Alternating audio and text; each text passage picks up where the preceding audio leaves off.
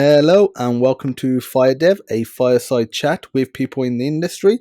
And today I have Seth Allison with me. Seth, welcome to the podcast. Hey, thanks for having me. I'm really excited to get into this. It's always fun to talk about game development with other game developers. Oh yeah, for sure. So you've been working at Supercell for about 5 years now. What do you do there? A little bit of everything, but my title is a game designer.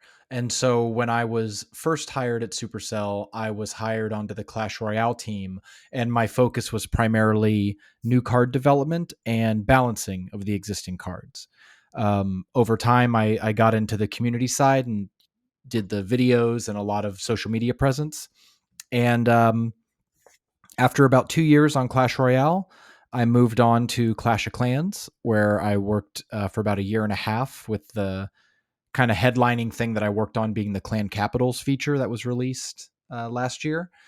Um, After Clan Capitals, I moved over to Clash Quest, which was in beta at the time, and was on Clash Quest until the project was discontinued. And almost a year ago now, actually, it was about summer of last year is when we decided to discontinue Clash Quest. And since then, I've actually been working um, on our creators program. Okay, so what's the creators? Actually, before we talk about the creators program, why was the decision made to shut down Clash Quest? Yeah, well, Supercell has very high standards for Hmm. its new games, and Clash Quest. So Clash Quest was a primarily single player puzzle game. It was in the kind of genre of match three games, but had some combat RPG elements layered on top. It was designed to be sort of a mass market version of Puzzle and Dragons or Empires and Puzzles, right? Like the idea of these match three RPGs are um, very popular with a small set of the population, and we were hoping to make a puzzle game that had maybe not a similar depth, but a compelling amount of depth that could hit tens of millions of players. Um, Clash Quest was in beta for about over a year and just never quite found that audience. It was perhaps a bit too simple for the hardcore gamers, or maybe a bit too mathy and strategic for the more casual puzzle gamers. So sometimes you like to think that middle ground is like the perfect sweet spot, but at least for Clash Quest, it seemed like it was, um, appealing to neither audience well enough to be a real consistent success. So after a few reworks and a few major swings at the mechanics, trying to get it over the hump, the decision was made just to discontinue the project. And like all games at Supercell, it was a team decision. We had set goals for ourselves in about February of 2022. And the idea was, okay, we really have to turn this around or we're going to voluntarily end this project. So we set our goals in February. We did one big rework update in June. And I think when we came back in August, it hadn't reached the goals that we had set for ourselves. So we discussed, hey, as a team, what's our next step? And we decided collectively to discontinue the game and move on to other projects. Okay. So when a decision like that is made to discontinue the game, is it literally, cold turkey shut it down, or do you let the users know and say, okay, this game will be on the App Store for, another 2 months and may receive updates in those 2 months, and certain features, if they were online based, will be available for 2 months? Like, how does that work? Mm-hmm. I, closing down beta games is something that Supercell, for better or worse, has a lot of history with. Of course, we've killed more games than we've launched globally, and so we've gotten a little bit better at the process of shutting down these games. So the process now is to leave it on the App Store for a few months, let people know our plans. We also allow players who have spent money in our beta games to transfer their purchases to other live Supercell games. So if you bought $20 worth of gems in Clash Quest, we'll let you transfer it and get $20 in Brawl Stars or Clash Royale or whatever, so you can not be punished for investing in a beta game. And then at some point we remove it from the App Store, and then a bit later take down the servers, and the game is no longer playable. Okay, so the proper process. I mean, I do like that you give the players, the man, like you say, if they spend $20 on, Clash Quest, they can go to like Clash of Clans and spend $20 there and get items there. And is that only for beta games, or is that for other games as well if you decided to shut them down? I mean, it's only for beta games because those are the only games we've ever shut down. Okay. Supercell has never discontinued a globally launched game. So, obviously, if we ever came to that, then the process would be determined then. But Yeah. for our beta games, I don't know if that's even always been the case with all of our beta games, but I think it's been pretty consistent since my time at the company, which would include betas like Rush Wars and Heyday Pop Hmm. and Clash Quest. Okay. And like, what would you say is the single biggest metric that Supercell looks at? Is it the financial side? Is it the number of users? Is it retention? What is it that really makes Supercell get up and say, okay, that's doing really well, or that's not hitting that one metric? hmm Well, our core values are one of the things, and we talk about it a lot. Like I think most companies, you sort of repeat the core values to each other pretty often. Is that we're trying to make games that are played by as many people as possible for years and remembered for decades, and all of those words are pointing towards retention. We want as many players as Yeah. possible. We want them to play for years, and we want those multi-year experiences playing our games to be something that forms memories that you hold for decades. So. Um, uh, I would say that D1 and D30 retention are sort of the numbers we look for the most because, of course, that's the earliest indicators you have that you might have a game that people are really, really interested in. Um, Obviously, it'd be great to get like D365, whatever, 1 year retention, but it's difficult to do that without having, of course, a 1 year long beta. Yeah. So we tend to look at early retentions and kind of the ratios between them. Like if there's not a lot of decay between 1 to 7 and then 7 to 14, 14 to 30, whatever, then you can sort of project that there's probably not going to be a lot of decay beyond D30. If you have amazing day one retention and it just decays really quickly by D30, then, what are the odds that it's Gonna go back stable up. from D30? Yeah. Yeah, exactly. Um, that was I think an issue with Clash Quest is that we actually had really good D1 retention and it had a very over a year long beta because Clash Quest had some of the best D1 retention of any Supercell beta ever. And so it was really promising. Like players, we wanted to believe that players were really looking for a game like this, we're really excited about it, but we just weren't able to maintain a really high level of retention throughout the first several months. Okay, yeah, that happens. So you mentioned that you did some community side stuff and with videos. Like, what were those videos? Were you in the videos? Were you helping publishing them? What was the?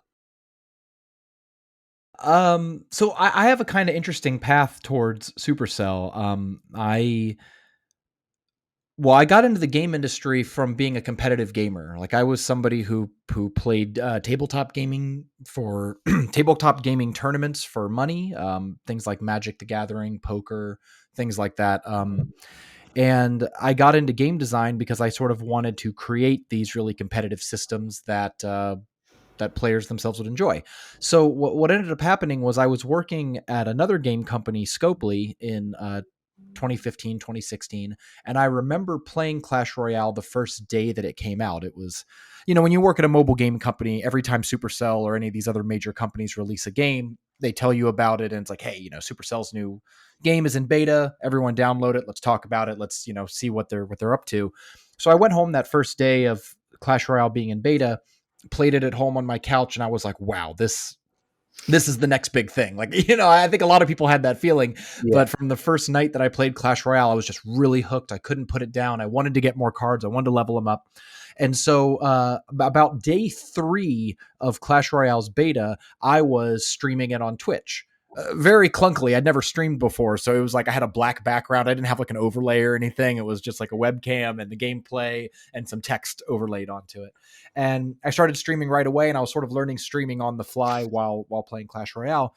And I ended up getting into esports for Clash Royale. So I was a tournament caster first in LA at a company called NGE, which was doing their kind of own homegrown Clash Royale tournament.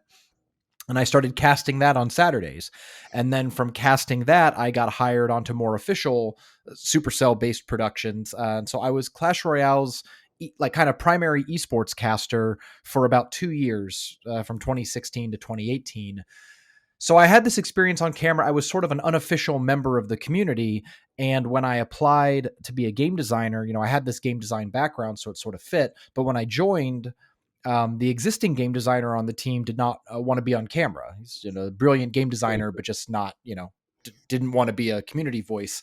And they were really desperate for somebody to be on camera. And so it was something that I could do. I could contribute to the team and sort of help out by chipping in some time on the videos. And I was one of the kind of main two faces in the Clash Royale videos for about 2 years. Yeah, from 2018 to about 2020. Okay, I'm definitely gonna dig those out afterwards. And I'm guessing they're still available on YouTube or somewhere. Yeah. My YouTube name was the Rumham, which is a The rum reference. ham. Yeah, it's a reference to It's Always Sunny in Philadelphia. But if you search the Rumham Clash Royale, you'll bring up a bunch of tournaments that I had done the casting for, including King's Cup 2, which was a big tournament put on by YouTube in their big area in Los Angeles. And then, yeah, once I joined, there's a whole bunch of TV Royales, which are the name of our community update videos, TV Royale videos that feature me and often another community manager named Drew, who is a very, very downbeat British man. And so my high energy and his sobering deadpanness, I think, made a really fun pair. Yeah, I'm sure it did. So you said right now you're working on the creators program. What is the creators program? Yeah, so Supercell is a company that I think has been reaching out to we say creators. I guess some other companies might say influencers, but social media stars were something that I think Supercell really tapped into early. Supercell is one of the biggest gaming presences on YouTube because we were just on YouTube back in 2012, 2013, kind of promoting this game, and mobile gamers had access to YouTube. And so just very quickly that community grew. We started bringing creators into sort of a secret, Skype channel or Slack channel back in, I don't know, 2014. I didn't do this. I wasn't at the company at the time, but Supercell community managers would bring them in and just give them sneak peeks. Hey, we have a new game update coming. Here's some pictures or some video clips, whatever. And we allowed YouTubers, I think pretty early on for the gaming industry, to get this exclusive content to share with the community before the official games would put out that info. And over time, that just evolved. We had creators in our Super Bowl ad for Clash of Clans. Eventually, the Slack program or the Slack chat grew into a much more fully fledged out creators program that it's a web portal that you can sign up for. If you have enough YouTube subscribers or Twitch followers, you can get in. Once in, we have the ability to give you information. We try to give support and networking. It's a really great program because we found a lot of value in building these relationships with content creators early and often. So we'd like to get all the content creators who are interested in making Supercell games into one place and sort of help them feed off each other and facilitate collaborations and things like that. And so, without giving away too much, we want the creators program to be the absolute best program in the game industry. And so that's going to require a little bit of game design touch. And so I'm, working with the creator program manager and the technical producers that build it all to add some new features that might make it even better for creators in the future. Okay, so it sounds interesting. I'm sure you got some more exciting stuff to announce over the coming months and years for the creators. So, what's your favorite Supercell game?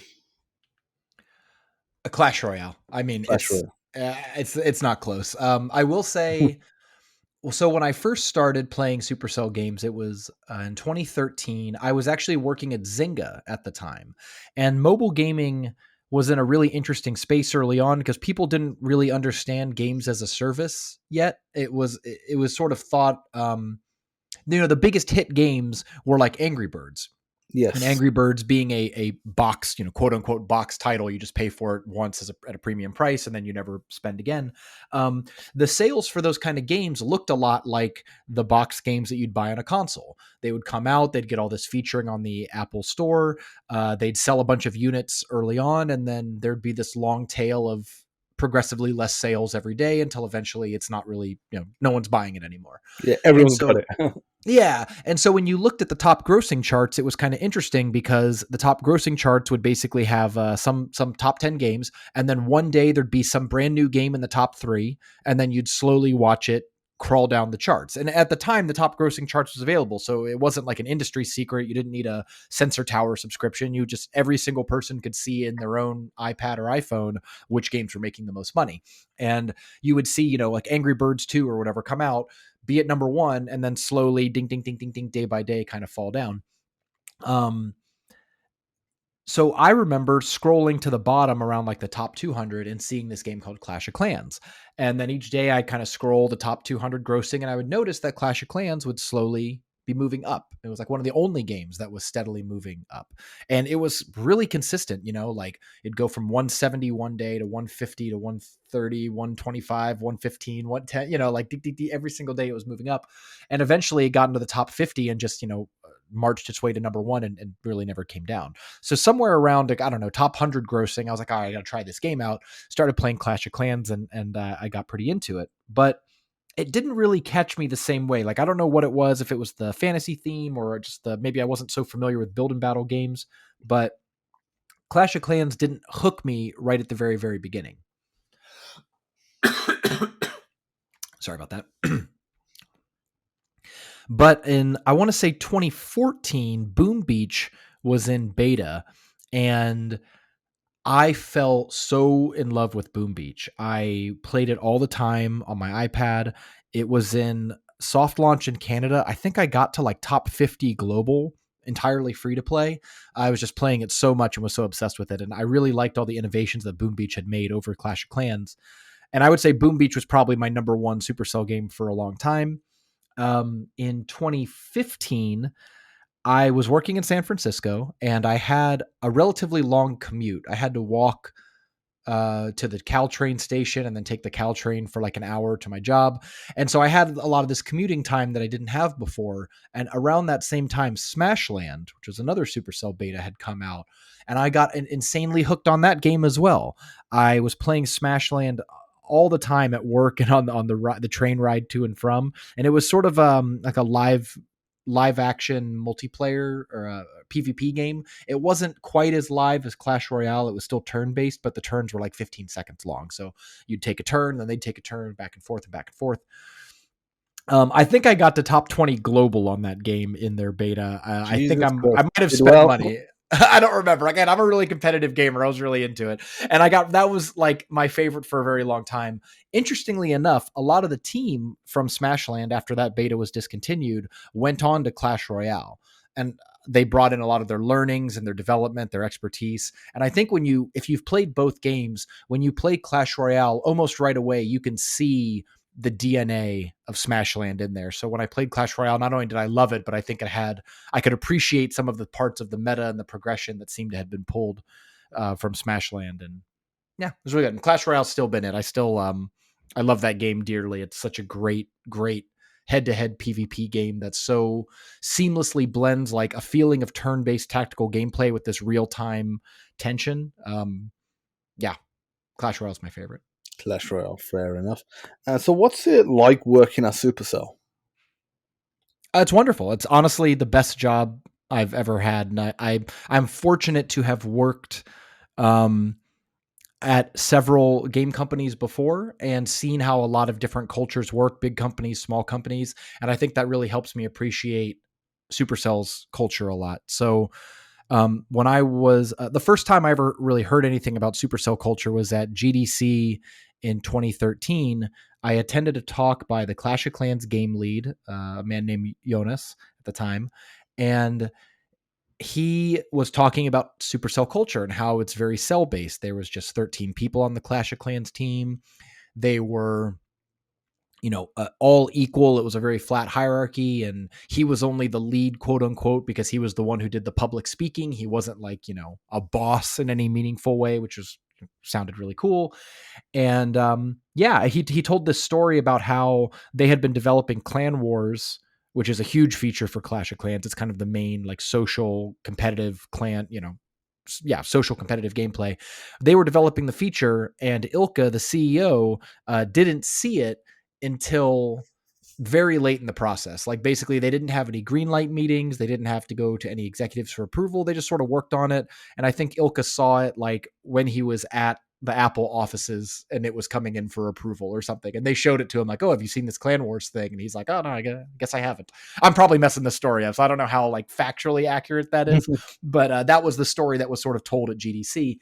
And yeah, it just felt really revolutionary, you know, like a really great place to work where you sort of saw your coworkers as peers and you were sort of working together towards a common goal. And so I knew I wanted to work at Supercell for years. And when I started doing Clash Royale esports, I had in the back of my head, like, God, I hope I get to work at Supercell one day. I hope this Hope you helps get me build new noticed. relationships. Yeah, yeah, of course. I knew I had a game design background. And so while I was a caster, I really tried to lean on when they came to YouTubers for feedback on card balancing, I really tried to write thoughtful, long form feedback and show that I was, more than just an ugly face, more than just a voice that I could help out with some thoughtful balance and stuff. And I think it really, really paid off. But you asked what it's like working at Supercell. And I will say, and I tell this in our job interviews when we interview people, that a lot of companies tell mythologies about themselves. They want to be good at something. And so they say that's what they're good at, but it may not actually be the case when you work there. The thing that is absolutely true about working at Supercell is the immense amount of independence the game teams have.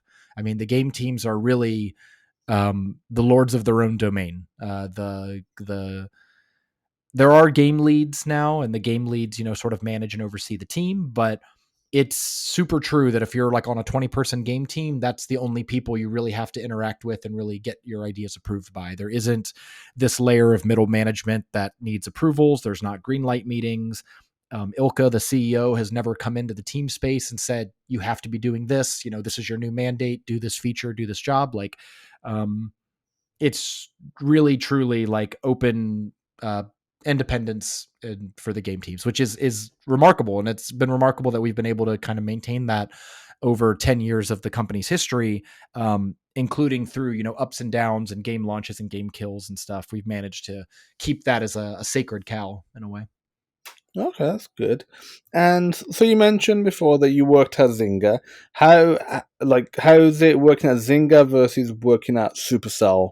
What are the similarities? What are the differences? Both, huge mobile game developers.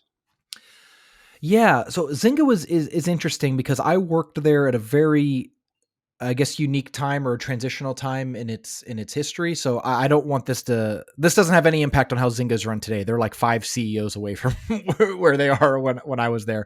But I worked at Zynga. I was hired in 2011, June of 2011, and I worked there until about June of 2013, so about 2 years. So Zynga had this interesting thing where they were very successful with Facebook games, and they sort of knew mobile was the future. So they were staffing up a mobile division, but didn't have any homegrown mobile hits. They are. I take that back. Actually, I'm sorry. They had Texas Hold'em Poker, which was developed in house. They had acquired Words with Friends, and so that was being integrated into the mobile division. And then they were trying to figure out like how do we make new hit games ourselves. And yeah, it was a really exciting time. I mean, we had a ton of data. We had a lot of, I think, freedom to try to explore different mechanics and stuff. But I think Zynga, it's fair to say, was a bit more of a top-down game company. There was a lot of greenlight meetings. There was a lot of EA executives hired at that point in time. Well, actually, let me step back. Zynga went from about a 200-person company or 500-person company, however big it was, to about a 3,000-person company over maybe like a 1-year period or 2-year period. They grew massively and were hiring a ton of people for a period of time. So I started, and on a Monday morning when I'm in my orientation, there was something like 50 people in that orientation. And supposedly that's a lot. And supposedly there was that many people about every week. So you figure, let's say 40 people a week for 40 weeks out of the year, that's 1,600 people getting hired in a year. And that sounds right to me. And so a lot of times we were just, at least for me, I felt like as a very junior game designer with no experience, we were just kind of thrown onto teams and sort of told to like figure it out, and you don't really even know what mobile game design or free to play game design means at that time. I mean, it's 2011. There's not a lot of successful models, and there's certainly not anything with 5 years of history that you can point to as like a proven product.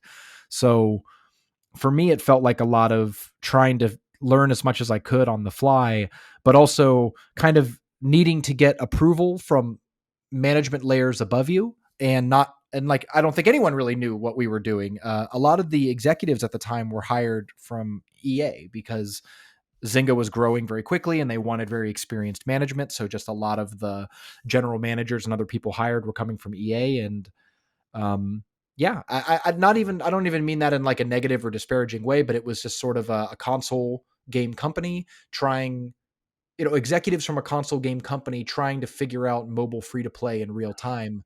And it was, it was challenging, and they had some hit games and a lot of things that were killed. And um, I was really only there for about 2 years, but I think it was a great place to start off in the game industry because you see how big companies operate. You learn a lot of best practices that even though companies like Zynga and EA can be maybe maligned for being, I don't know, big or corporate or whatever, I wouldn't have started anywhere else. Like I think I learned so much more in those first 2 years at Zynga than I would have working at like a small indie startup or something.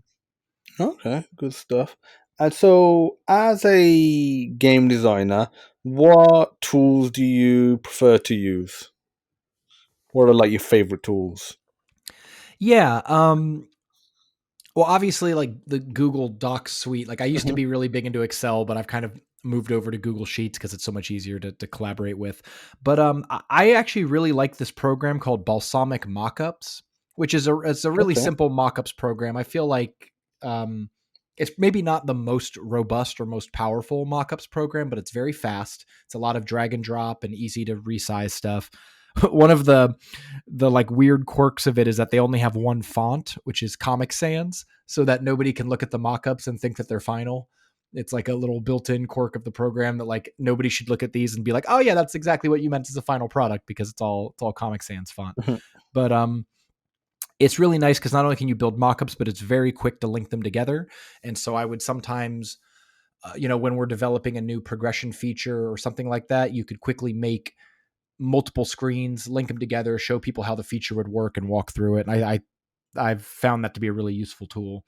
Um, I also use Photoshop quite a bit, mostly from my time as being a YouTuber. I really leveled up my Photoshop skills during those few years trying to make my own thumbnails. Um, so yeah, I think Photoshop, Excel, of course, the Google suite and stuff. And then for productivity software, we tend to use Trello and Monday and Miro boards a lot. Miro boards are kind of warm. I'm warming up to Miro boards. I was sort of slow to adopt them at first, but the more I use them, the more I like them. Okay, I mean, I've heard of most of them. Some of them I haven't heard of. I'm going to check out those. So, how's Monday.com? Because I've never used that before, but I have heard of it a lot. I've seen a lot of adverts for it. Yeah, we kind of tried it on a whim. Actually, I think. So this is a quirk of Supercell: is every game team is independent. So every game team tends to have their own tools and workflows and processes, and some are more formalized than others. When I joined Clash Quest, there was an art producer on the team who was really a huge fan of Monday. So he like recommended we use the boards, and so we started doing that. And I find it to be a pretty robust tool. Monday, I think more than the other boards, requires a bit more setup. Like you kind of have to sit down with your team for a day or two and like plan out all the columns and the check boxes and what you're going to fill in. But once you get it set up, I find it to be a pretty good all-in-one tool. But honestly, because Supercell tends to hire very senior people, and we really prioritize like independent workers, a lot of teams get away with much simpler stuff like Trello boards and things like that are more than enough for most teams. But what's nice about Monday is that because it's so robust, you can use it both for internal work and also with outsourcers. And a lot of times with outsourcers, you have to be quite a bit more specific and have a lot of dates and make sure that things are getting checked up on regularly. So it's kind of nice to have one platform where you can use a really robust version for outsourcers and then a more streamlined or simple one just for your weekly team check-ins. Okay, yeah, Monday.com is definitely something I'm gonna have a look at. I'm always, looking to try and improve the process of planning, managing, and just keeping track of stuff. So yeah, I'll definitely check that out. So what's the gaming community like in Finland? Because I know what it's like in the UK. That's where I am. I have a good idea what it's like in the US. And outside of Supercell, like Finland doesn't come to mind when I think of gaming. So what's it like over there? That's interesting you say that, actually, because Helsinki, despite being a pretty small city, I think Helsinki has about 600,000 people in it. We Hmm. have a lot of gaming studios here. Like, I think per capita, it might be one of the higher ones in Europe. So Helsinki, just off the top of my head, has had recently Supercell, Rovio. There is a Zynga studio. There's an EA studio. Netflix acquired Next Games, which was a studio here. Also, Netflix is starting their own studio with their own talent. Um, there's Remedy, which makes the Alan Wake games and a few other things. Seriously, the creator of Best Fiends, is also here, as well as a few startups and I'm sure companies I'm forgetting, like Future Play, Metacore, the company that makes Merge Mansions, which is also a pretty big puzzle game that's also here in Helsinki. So there's actually a pretty robust gaming industry in Helsinki, and um, it's not unusual when I meet people and they say, oh, where do you work or what do you do? I say, oh yeah, I work in video games, and your average Finn on the street will be like, yeah, we have a lot of video game companies here. Like, they don't even jump to Supercell immediately. They just go, yeah, of course. There's a lot of tech and gaming and things like that. Also, surprisingly high number of other tech companies here, specifically around cybersecurity and things like that. So, um, yeah, pretty robust tech and gaming scene. For the average player, I was surprised to find out that Finland has a very big board gaming scene. So Okay. I came from Los Angeles, and Los Angeles doesn't. I mean, of course, Los Angeles is so big you can find anything, but I found Los Angeles to be much more of like a Magic the Gathering kind of city, like a lot of MTG scenes all over the greater metro area. Um, when I moved to Finland, I don't think there's much of a Magic scene here. There is a Warhammer store, so I think there's at least, an anchor for a lot of the tabletop wargaming that you might want to play. But board games are everywhere. Like, every bar you go into has several board games on the shelves, and not like simple ones. They're it's pretty common to find relatively complicated or mid-core board games just hanging out on a bar shelf. And there's a lot of board game meetups, board game cafes, board game tournaments, board game conventions. Like, it's a very big scene here, and actually a couple of kind of prominent board game developers are Finnish as well. Okay, that's interesting. Fair enough. So, whilst we're on the topic of board games, what's your favorite board game? Ah, Oh, how much time do we got? So I'm sitting in my office right now, and across from me is my shelf of probably about 30 or 40 board games. I have a limit, like I can't buy more than a certain shelf amount. So my shelves are full. So if I want a new game, I have to sell old games and things like that to make space. Um, so favorite is a tricky one, but I would say two games that have stood out to me over the last few years that I've played many, many times, and I'm still hungry to play more. One is called Arc Nova, which is a 2 to 4 player game. You might be familiar with a board game called Terraforming Mars. I Um, have Terra- heard of it, yes. yeah, Terraforming Mars was like a top 5 rated board game for years and years. I think Arc Nova improves on a lot of the systems and is a sort of next generation successor, whatever implementation to it, with a very fun theme. You're building a zoo, you're collecting animals and building a zoo with them and all that. It's got a lot of different divergent strategies, a big deck of cards where all the cards are unique. It's very rare for well, actually, it's pretty much impossible for two games to play out identically because of the amount of random components in it. Um, and it just feels really well tuned, well balanced, very nicely polished. It's a great game. Another game that's more in the medium difficulty, I would say. Arc Nova is definitely, I think, on the harder side. It's a very complicated game. A more medium difficulty game is called Lost Runes of Arnak, which I got to say, board games have terrible names. Both of these names are like not SEO friendly at all. But Lost Runes of Arnak is a game where you are playing as explorers and you're trying to explore these ruins to collect different artifacts. And then the artifacts can be spent to earn victory points or collect more cards that allow you to do more powerful actions. And It's got a mix of deck building and worker placement that I really enjoy. But those are two games that have come out maybe in the last 2 or 3 years. I've probably played 100 games of Arnak, and I've probably played 20 or more games of Arc Nova, and I could still play those games anytime, any place.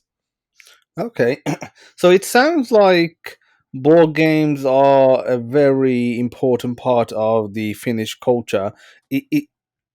Is that the case? Is it just like part of the culture and everyone does it? Like, because you said they'll have board games everywhere. So if you go to a bar or a pub, they'll have board games there, and I'm guessing you see people constantly playing them as well. Yeah, are you familiar with the term Euro game or like Euro board game? Uh, I'm gonna say no. All right, this is because it's a long form podcast, and I like telling long, winding Grandpa Simpson stories that don't go anywhere. This is a great opportunity to talk about this. So, kind of interesting development in board gaming is after World War II.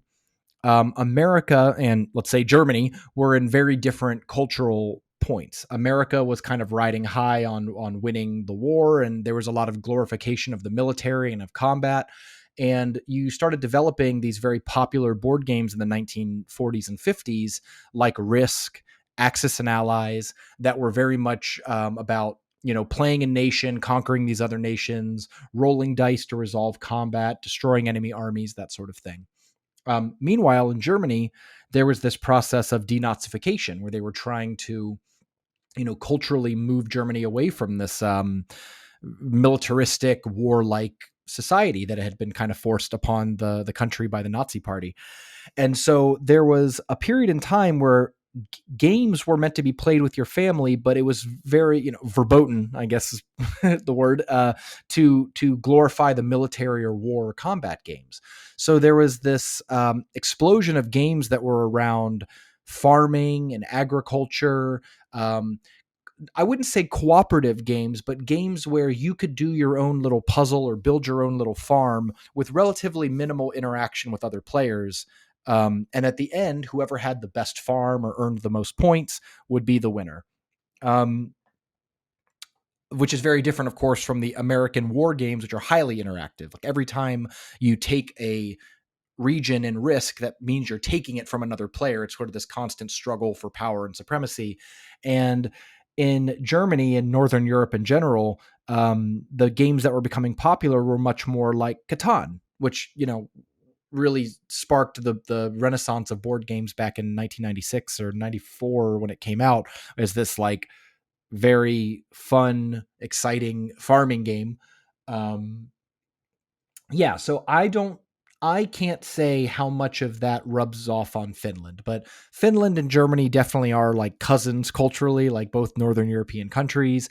I think, Finns and Germans have like a similar reputation for like high quality stuff and no nonsense, culture and stuff. So I presume that a lot of that board gaming culture of sitting down with your family, the mother, father, 2.5 kids, sit down and play some 4 to 5 player family game together. And if you, as a Finnish person in the 70s, were sort of raised on this, then it's natural for you to play board games with your adult friends later on. Um, yeah. So I think I don't know. Like, for example, I don't think poker is very big here. I don't see like a culture of people playing poker nights, but it does seem like everybody has this memory of playing um, uh, African Tati, which is a really famous like Finnish board game as a kid. And then they would probably, in university play it with their friends and all this other stuff. So yeah, I think there's a bit of a multi-generational board game culture that is just present. Like all these Finnish people just played board games when they were kids, so it's natural to have board games around as an adult. I mean, I like that because I'm a big fan of board games myself. It's relatively big in the British culture, but it doesn't sound like it's as big as that. And it's a way of bringing, like you're saying, people from different generations together, possibly even grandparents. Bringing 3 generations around a game that the grandparents would remember playing. the parents when they were kids and obviously growing up with their own kids now will remember playing, and now the kids are learning about those games and they're playing it. And unlike video games that, let's say, our parents may have played when they were kids, that are totally different to, the video games of today, Pong and, Space Invaders, totally different to, the Uncharted and the Clash of Clans and all these other games of the world. Whereas somebody might have played Monopoly 50 years ago, 70 years ago, and they can still get their head around a board game today. So yeah, that sort of unification between different generations is something pretty unique in terms of an interactive, game with board games. If you're not doing something physical like going outside playing football, which obviously isn't always practical, you might not want to as well. Yeah, and some of these games have really shown their longevity. I mean, the first board game that I bought is a game called Acquire, which I still have on my shelf. And Acquire was developed in like the 1960s, and it's still fun today. Diplomacy it's a war game or like a negotiation game. Um, that has been around, I want to say, since like the 50s. And they still have diplomacy tournaments that the World Championship draws a lot of YouTube visitors, and there's articles written about it. Diplomacy is interesting because it's a game that John F. Kennedy and Henry Kissinger liked so much that they would play it with people at the White House. Like they would invite foreign diplomats or whatever over and say, oh, you guys, you got to play this game with us. And they teach them the rules and then play diplomacy with them. And because diplomacy is all about real negotiations with other people, you kind of make these secret pacts and deals, and then you reveal like all the armies on the board reveal their movement at the same time. So there's this element of surprise where, you and I might have a deal to attack together, but when the moves are revealed, you have backstabbed me instead. And it was kind of interesting that they would use this game as a way to really suss out the diplomatic abilities of these actual diplomats that were brought to to the White House. If you couldn't keep a poker face while playing diplomacy, they sort of felt like, okay, well, we can get one over on these guys and the actual negotiations around the Cold War or whatever, which is pretty interesting. Oh, yeah, that's definitely interesting. So yeah, I mean, I agree. Board games definitely has a way of, it brings down the tension. I mean, unless you're playing something like Monopoly, which can get a bit a bit heavy sometimes, but it definitely brings down the tension a bit. And you can sit down, relax, especially because some board games can take a few hours, Mm-hmm. and it's a way of being able to interact with someone whilst, because unlike a video game, which you have to concentrate more on, because most video games, you're playing with other people, you can't take a break and talk something else for 2 minutes. You can't do that on Call of Duty. You're going to get Mm-hmm. killed. And then you're going to be at the bottom of the leaderboard. Whereas you could be playing Monopoly for half an hour solid, no talking, and then you could sort of casually just be rolling the dice, having a bit, talking, having some tea, and then go back serious into it. And then it's something you can also leave and then come back the next day or a few hours later as well. So yeah, it's definitely a unique way of interacting in a game-like fashion. So, did you go to university? If so, what did you study, and how relevant was it for the job that you have now? Yeah, so I actually started university as a film major. My first kind of dream job was I wanted to be a movie director. Well, I wanted to be Quentin Tarantino. Is the answer. I was like 17 years old and I wanted to be Quentin Tarantino. So I started at film school, but very quickly I just kind of discovered it wasn't right for me. Like I couldn't even, in hindsight, really put my finger on it, but I just felt out of place. And I switched over to journalism, like English writing and journalism. I did that for a bit, and I liked being a reporter for the school newspaper and stuff like that. But I um, eventually moved on to economics, which is kind of a weird pivot. But there was a book called Freakonomics that came out in, I don't know, 2004, 2006 or something like that, and it was a New York Times bestseller for years in a row. And it was just a lot of short stories and practical examples of economics in action. And I found it to be really interesting. Apparently, a lot of people did. In the years after that book was released, the number of undergraduate economics students shot up by like 40%, like a huge lift, and that can be attributed to this book. And I was in that group. So I pivoted from English to economics. But I knew I didn't want to work at a bank or like a financial institution. Again, so this was my university, my undergraduate years were from 2005 to 2009. So kind of right in the middle of the financial crisis. And it was, I don't know, working in finance just didn't seem fun. It seemed in a way like predatory or something. Like obviously bankers didn't have the best reputation then or now, but I just sort of felt like I like economics. I want to know how to use this in a creative way. Um, Towards the end of my undergraduate, I actually started looking at maybe going into sports management, which is the degree or business, whatever, of running a sports franchise.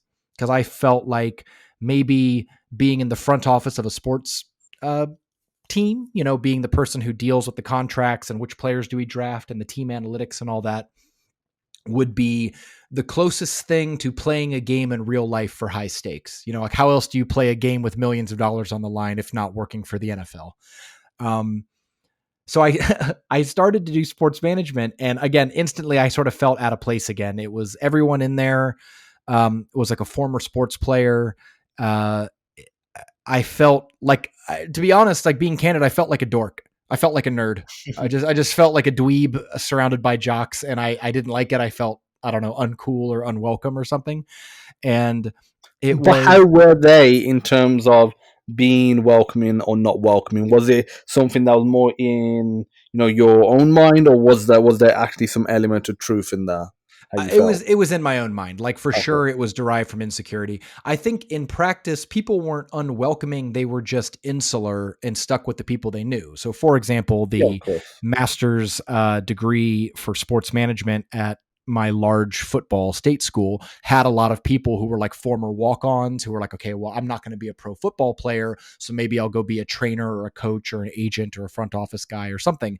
So they knew each other, right? And they might have known the female athletes who are also in the program for kind of the same reasons. Like, okay, well, it's fun to be a college volleyball player, but there's no professional path on that. So what's my next move? And so a lot of these people had just come from the athletic tracks. They knew each other. They were friends. And I felt like I was walking into a room of a bunch of people who were already in a clique. And I didn't know the terminology. Like a lot of the stuff I would just embarrass myself because I didn't know like really basic terms because I didn't play sports in high school myself. I was like a late developer, so I was not, big enough or muscly enough to play sports until I was like, 18, and at that point it's too late. Um, yeah, so I was still interested in sports, and I liked games a lot. And it was my mother, of all people. Like generally, I think mothers are not credited with being supportive of video games, but she's like, you've been playing video games your whole life. Why wouldn't you do something in video games? Like, couldn't you do something in the video game industry?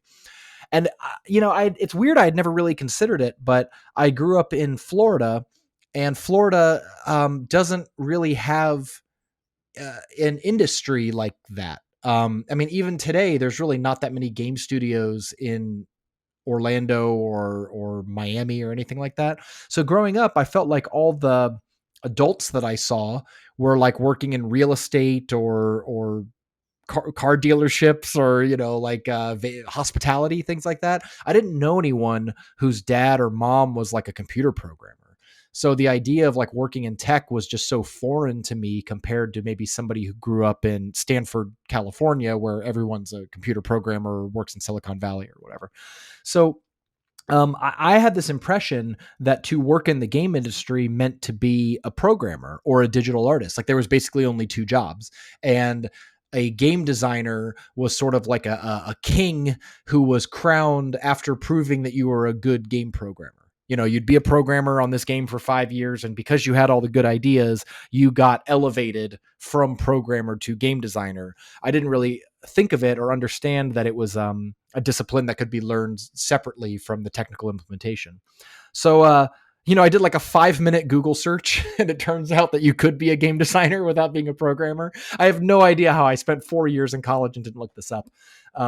But it turned out that there was a master's program within the state of Florida that was founded by former Electronic Arts employees. It was in Orlando, which is right near EA Tiburon, which is where Madden and a lot of the other EA sports came from. So I was able to get into this program. There was a mixture of designers, programmers, and artists. And they just paired us up in these multidiscipline teams and told us to start making game prototypes. And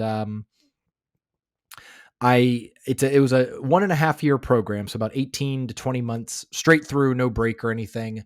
Um, and that was a really, kind of a fast track to learning game development because you're very quickly thrown in the mix. You have to learn how to use all these different software suites. You have to learn how to work with people of different disciplines. You learn how to integrate other people's assets into a game engine, all that kind of stuff. You do it over and over and over again in increasingly bigger teams for a year and a half. So I started in August of 2009, and by the time I graduated in December of 2010, I felt pretty ready for the game industry, and I was applying to these different jobs. I actually I interviewed to be a game design intern at Riot Games when League of Legends was still in beta. Like Okay. it was open beta. Actually, it's weird. Tom Cadwell, who's now their like VP of all design, was the guy doing the interviews, and I did a few interviews and emails with him. And obviously, I didn't get hired, but there is some alternate timeline where maybe I was at Riot Games right from the start. But instead, I spent about 6 months at a small company in Orlando, and then moved on to Zynga. And Zynga was sort of my first like real full-time salaried game design job. Okay.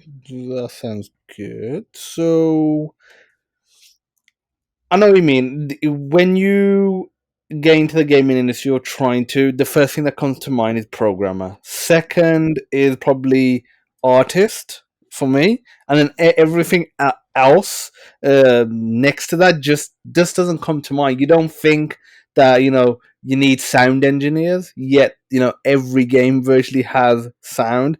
Literally, just the other day, I had a narrative designer from Obsidian Entertainment on the podcast, and she was talking about her journey, and she wasn't a programmer, and she did I think she had a degree in English or something like that, and she had she studied a lot of Latin as well, and that helped her get the job in the gaming industry. So yeah, for anyone that is listening, you don't have to have a technical background. Obviously, it can help if you do have it, and even if you don't want to go into the technical side, because you can talk the lingo, but it's not necessary. And there are other degrees out there if you do want to go down the university route of things. So, what does Supercell look for in a game designer? I just want to piggyback on what you said Mhm. about having any sort of background. I mean, even to this day, I am not a terribly technical Mm. designer. I didn't like become a programmer, and I totally agree. Like, I wish actually I had known about all the different uh, types of roles in the gaming industry, because I think it would have been possible for me with my economics degree to jump right into the game industry as a product manager or an analyst or a producer. Oh I'm yeah, for really sure. I'm really happy that I was able to go and kind of get an official game design degree, and I really like being a game designer. But I also think there's sort of an alternate path where I could have been working at Zynga 2 years earlier if I had just sort of had the thought to reach out to this Farmville company in 2009 and just be like, "Hey, I've got an economics degree. I really like your games. What can I do?" Um, so for what Supercell looks for in a game designer, again, the game teams sort of run everything, and so it depends on what the needs of those individual game teams are. I would say at Supercell, the two major archetypes of game designers are gameplay programmers and Excel wizards. So, gameplay programmers are, like it sounds like people who are programming the sort of minute to minute, second to second gameplay. Because all of our games have troops and cards and brawlers. There is always like characters that need to be made and their mechanics need to be developed. And so it really helps to have somebody who's a programmer, but with a very good design sense. What's fun? What's easy to understand? How intuitive are players? Or how intuitively are players going to pick up what this character is supposed to do? And if you have somebody who both has a design instinct and can make it come to life, that's so much more efficient than having like two separate brains trying to do that. Um, and then the other side would be like Excel wizards. So people who are really good with Microsoft Excel or Google Sheets who do a lot of the progression and metagame design. So, how much gold do you get for winning a battle? How much gold do you get from the chests when you open? How much does it cost to level characters up? How many of the cards do you need to collect before you can level that card up? How much does the strength of a card go up every time you level it up? Right, all these things are something that requires somebody to own, and that falls on a game designer. Um, I would say I'm a bit of a kind of odd duck fit as a game designer because I'm more like half game designer and half community manager. I've done a bit of gameplay design, a bit of balancing, and a bit of progression design, but I think I function best at Supercell as sort of a second designer on a team instead of as the primary designer for that reason. Okay. So what does Supercell look for when they're hiring their game designers? Like what's really important to them? Um, well, collaborate. I mean, so obviously we work in a team environment, so being very independent is important. Like you need to be able to understand what the team needs and independently work towards it. We would not want game designers who sort of need a boss to tell them what to do every single day. So being very self-directed, being able to prioritize your own work, see where there are gaps and like move independently to address them. Those are all like cultural or personal values that we value very highly. Um, Obviously being a fan of our other games or mobile gaming in general is something that is really useful. I'm kind of shocked how often, even in now in the year 2022, 2023, how common it is to meet game designers who are sort of proud that they don't play mobile or free to play games. It doesn't happen, not at Supercell, doesn't happen all the time, but I go to GDC every so often, or I talk to game designers at other meetups, and there's definitely sometimes um, a sense of like, oh, I am a more pure game designer because I don't play mobile games or I don't play free to play games, and so obviously, like if you are passionate about that industry or those sort of games, or you really enjoy mobile games, then that helps a lot to be a game designer for a mobile gaming company. Okay. Oh yeah, of course. If you're, you know, it's like trying to work for a company and wanting to do programming. Then let's say if you're good at it, but then you're saying, "Oh yeah, I hate programming." It's obviously not going to help. So obviously, being passionate for gaming, be passionate for the type of games, not necessarily the games that the company is making. Obviously, that helps, but that genre of games. So Supercell, generates a lot of money from their games. How much does he put back into R&D? Like, what's their focus with the money they get? Yeah, I'm not I'm not a financials person, so I don't like even have the numbers on my computer. I'd have to probably look them up. But I mean, obviously, we are constantly developing our existing live games. There's teams or full-time employees working on all of our globally launched games, as well as multiple betas that we might have out at any given time. Um, we always have a lot of new games in development. I've heard of some other companies recently put out like in their press releases or their end of year analysis that they're halting new game development because they feel like maybe the mobile gaming market isn't ripe for it or isn't a place where new games can grow. But we're still investing in new games all the time. New prototypes get startup, spun down, killed, all the time.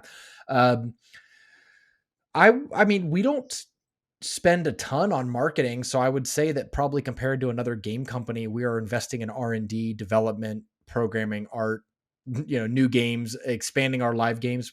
I guess more than other game companies, but I can't really say because, of course, I don't have that sort of viewpoint. But yeah, new games all the time. Games all the time. Yeah, I mean that's good stuff because you see plenty of companies that just either release their old titles again and again, either through new version, 1, 2, and 3, or just, like remasters. Obviously, it's not really the case in mobile, but to actually be bringing out new games, having betas, is obviously a good thing. So, as Supercell, how many games, new IPs, would you say they have actively, in development? Because you said they're like self-contained units. Sure, yeah.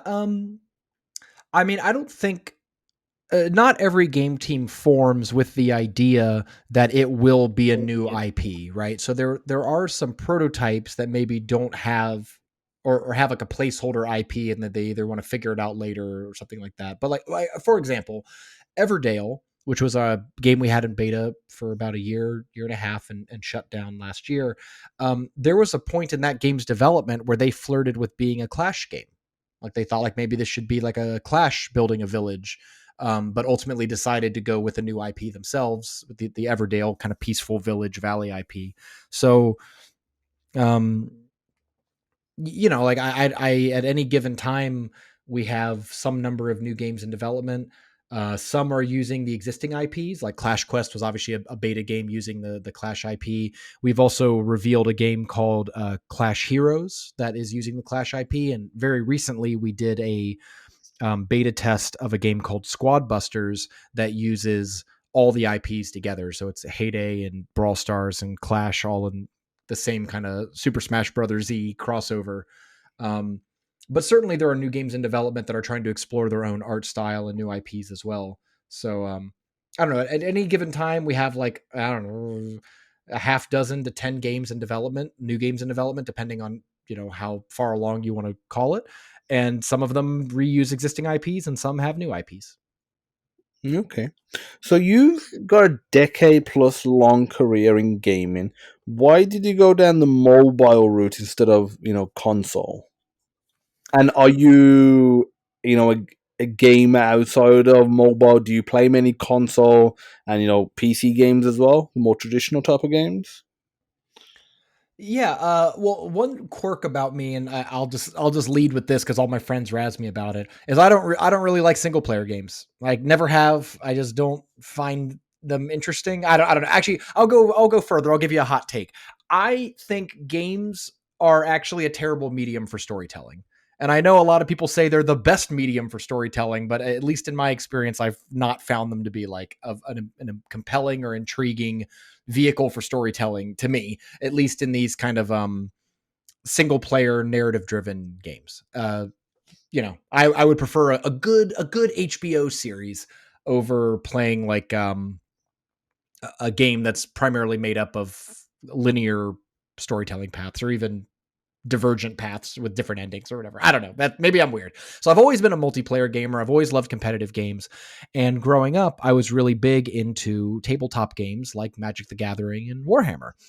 And in both of those worlds, the concept of, I don't know, microtransactions or people having different collections or not having access to certain things because you can't afford it was just part of the landscape. Like it wasn't, I don't think it was good or bad to me. It just was what it was. I would go to Friday Night Magic with my deck, and sometimes you'd lose to people, and maybe you'd lose because they had spent more money, but often you just lost because you played worse than them.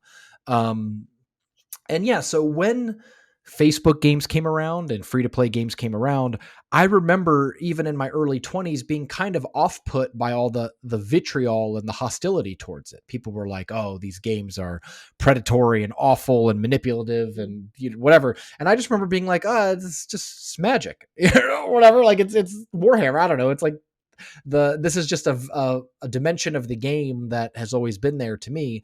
So I don't think I specifically pursued mobile gaming, but I was interested in free to play games. I was interested in this thing that I thought had a lot of potential to be fun. And while everyone else was disgusted by it, I sort of saw an opportunity of like, oh, this would be a fun game to work in. And it seems like nobody else wants to do it. So, what a great opportunity to get there. And I actually, when I joined Zynga, I thought I was going to be working on Facebook games. I had in my interview made like mock-ups and example features for the Facebook games. I wanted to show them like, here's a thing you can do in Mafia Wars, here's a thing you can do in Farmville, and I didn't really have any concept of working in mobile games. But the way hiring worked at Zynga at the time was, again, they were hiring so quickly that it wasn't like a super thorough process. You would come in, you would interview with like 5 different departments. The departments would either give you a thumbs up or a thumbs down. They either wanted you or they didn't want you. And then if anyone wanted you, they would do like a stack ranking of like whose needs are the highest. Okay, Farmville has the highest needs, so you thumbed up this person, you get them. Next, they'd go down the list. And so I guess the mobile gaming division, which was hiring a junior game designer, had an opening for a junior game designer. They had thumbs upped me as well as one of the Facebook games. And the mobile gaming division was at a higher priority to hire. So they got, the priority over Farmville to get me instead of some other person. And that like very arbitrary, very lucky, like weird Hogwarts sorting hat decision had huge ripple effects because the first game that I was put on, or one of the first games I was put on, was Words with Friends, which is a huge game, right? And just in 6 months of working with Words with Friends, I saw the scale of the mobile gaming industry, like how fast it was growing, how many people were playing. And when your first or second game that you're working on has like 10 million DAU and nothing had 10 million like total sales, like, Tomb Raider wasn't selling 10 million copies and yet we had 10 million people a day playing it. It just seemed silly to go back. It was like, this is where the players are. This is, if you want to make something and the most people are going to enjoy it, you would be doing it in mobile games. And so like I started off interested in free to play, but then I ended up falling in love with mobile and then just staying mobile from then on. I did have a console at the time, but after I moved out of my university grad school apartment, I sold my Xbox 360 and I have not owned a console since. I'm still a PC gamer. I have a PC. I'm looking at it right now. um, but even on PC, I'm playing primarily RTS games, MOBA games, like competitive multiplayer games that happen to just to be better with a mouse and a keyboard. Um, in 20 So I guess I sold my Xbox 360 in 2010. So I just had a PC for a few years. In 2013, I actually made a New Year's resolution, the only New Year's resolution I've ever kept, which was to play mobile games for the entire year.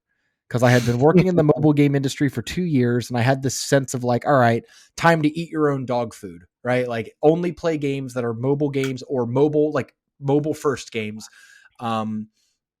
For the entire year. And I was very fortunate because Hearthstone released that year. And you could kind of tell Hearthstone was developed for mobile. Like maybe it wasn't on purpose, but I remember playing it and thinking like, this feels like a mobile game. So that was like my only thing I was allowed to play on PC was Hearthstone. And then everything else was played on my iPad. So I got to play a lot of games that year and really get a sense of what the good and bad of the mobile game industry was. And I think, from 2013 on, I was a primarily mobile gamer with a PC at home for sort of specific genres or specific games I couldn't play on mobile.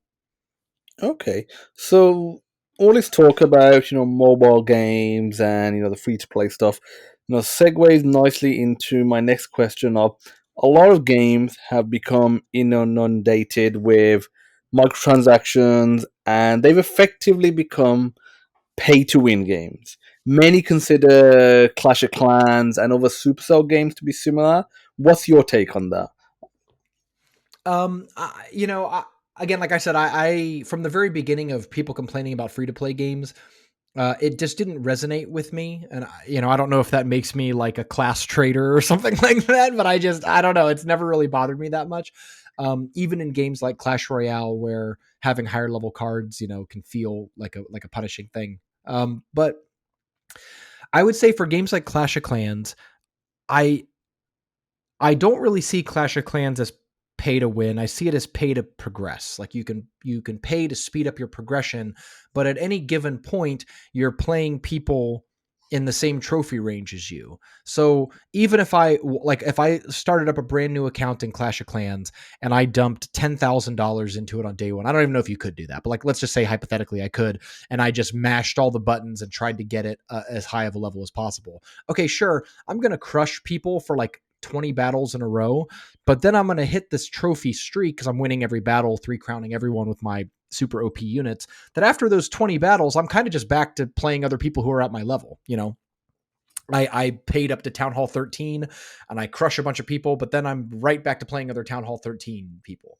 So, like, how can it be pay to win if I can't really guarantee to win any individual battle? And even if I do an extreme amount of progression, I will normalize very quickly to playing people of the same level and rank as me. So I feel the same way with Clash Royale. You might occasionally play somebody with higher level cards, but they're worse players than you, right? Like there's an elo system, there's this trophy system that is there to counteract that. So the card levels function as sort of a handicap for skill, and where a player is in their trophy journey is sort of a function of their skill combined with their card levels. But I can't guarantee to win any single match of Clash Royale. Like when we go into a battle, if we're the same level cards, or even if someone has higher level cards than me, there's no money I can spend in the middle of the game to double my elixir production or heal my towers or do anything that like has a meaningful outcome on the result of that game. I just have to play the cards that I have. I can't pay to switch out cards or change my deck in the middle of battle. Like there's so many pay to win things that could happen that just aren't there, that I have a hard time calling it pay to win in that way. But also, as sort of a side tangent, what is like winning? Like what does it mean to win? Because for example, Diablo Immortal was called a pay to win game, and there were all these pearl clutching articles about how Diablo Immortal costs $100,000 to max out a character, and that makes it pay to win. But it's like, what does maxing out in Diablo even mean? Like there's so many like random generations of stats. There's so many items that you don't need every single item in the game. Like, what is it? Like, I don't know how they came up with that calculation, but it always just felt like a weird headline because Diablo doesn't seem like a game you win. You're just kind of constantly playing this character and trying to progress them and make them a little bit better. You're trying to find some item that's like a marginal improvement over an existing item that you have. So like what is $100,000 buying, and what is winning in this context? Even if you're at the top of some seasonal leaderboard, is that winning Diablo? I don't know. It doesn't feel like winning Diablo in the same way that like a League of Legends team might win the world championship. Yeah, I know what you mean. That's fair enough. Like my gripe with some games is that when I'm calling it play to win is, let's say you have a few levels at the start, and you can, or stages, and you can easily, or you can comfortably beat them. But then it gets to a point where, unless you're throwing money into it, the amount of time it would take for you to grind is just so much.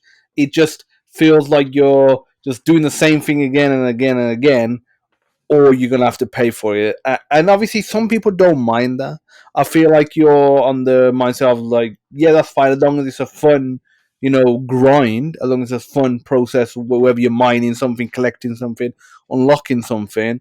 But yeah, it really does depend on the individual. Plus, it didn't help that a lot of the microtransactions that were in mobile, that became popular in mobile, made their way to console gaming, and you could literally from day one just purchase a bunch of guns or purchase a bunch of armor in some of these FPS shooters, and your character could be just really good. As long as you're okay at playing it, you would just dominate. Whereas back in the day, it was, you had to actually earn that stuff. And I still love it when games come out and you can't actually buy better weapons or better armor, or not even just that, you can't even unlock it. It's literally, you just get given what you're given at the start of the match, and everyone's given the same, or randomly generated, and that's it. So it's pure skill. So someone that's really good at it, but maybe hasn't played it in ages or never played it, maybe they played all the other ones before it, for example,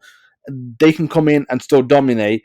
Whereas somebody that's played it for a year doesn't necessarily have extra stuff. But again, it's different types of games, and ultimately, you know what you're going into. You just don't play that game if it's that much of an issue for you, I guess. Totally. And I think there are tons of valid criticisms of microtransactions, right? Like nobody loves a website that has 4 pop-ups on you. If you ever go to a website and there's like pop-up and pop-up and pop-up, you go, man, what kind of scammy virus website is this, right? So when mobile games do that, it feels bad. You know, you log into a game and right away, especially as a new player, you don't even know how the game works. They're throwing new player bundles at you and stuff like that. Like obviously that feels bad and low quality. And yeah, I think you're right that some games don't have a very fun grind. So once you get to the point where the grinding itself is miserable, and you're like, man, the only thing to do is to pay, then it just feels like, yeah, this isn't a very fun game, and it's time to kind of step away. Um, yeah, I mean, I think at Supercell we try to focus on making good games first and foremost, right? Like our two most recent globally launched games, Clash Royale and Brawl Stars, I would say the defining factors of those games are the really innovative, fun core gameplay. I don't think either of those games are like uh revolutionary monetization. Like I don't think that they invented some new way to spend money or anything. The Clash Royale UI and the chest meta became pretty influential, but the defining factors of both of those games is the really unique, fun core gameplay. And I think with a lot of the new games we're trying to put out, like Squad Busters, that's the takeaway from them as well. Like they're trying to be a fun game to play first and foremost, and ideally they're deep enough that you would want to play it 100 times, 1,000 times, 10,000 times, like Clash Royale, and still be intellectually challenging and interesting. Um, a lot of people do like the grind, though. It's worth mentioning that for a lot of people, games are a hobby. They're not like they're meant to be something that you play for 10 minutes a day, every day. Only a certain subset of gamers are the ones who binge play a game for 6 to 10 hours a day until they're done with it. And if you're that sort of consumption pattern, if you're somebody like that, then a lot of free to play games are going to feel bad because you are hitting that daily wall so quickly. A lot of the games are designed so that you play for 30 minutes, you complete all your daily quests, and that's the majority of your daily progression. You could play past 30 minutes, but the rewards you get for playing drop off significantly, and then that's what can feel really grindy. So if you're somebody who's like, my pattern of play is I load a game up and I play it for 5 hours in a row. Yeah, all these free to play games, whether mobile or console or on PC, kind of instantly feel like, well, after 30 minutes, it's telling me to stop and I want to keep going for 10 times longer. And it's just the games aren't really designed for that.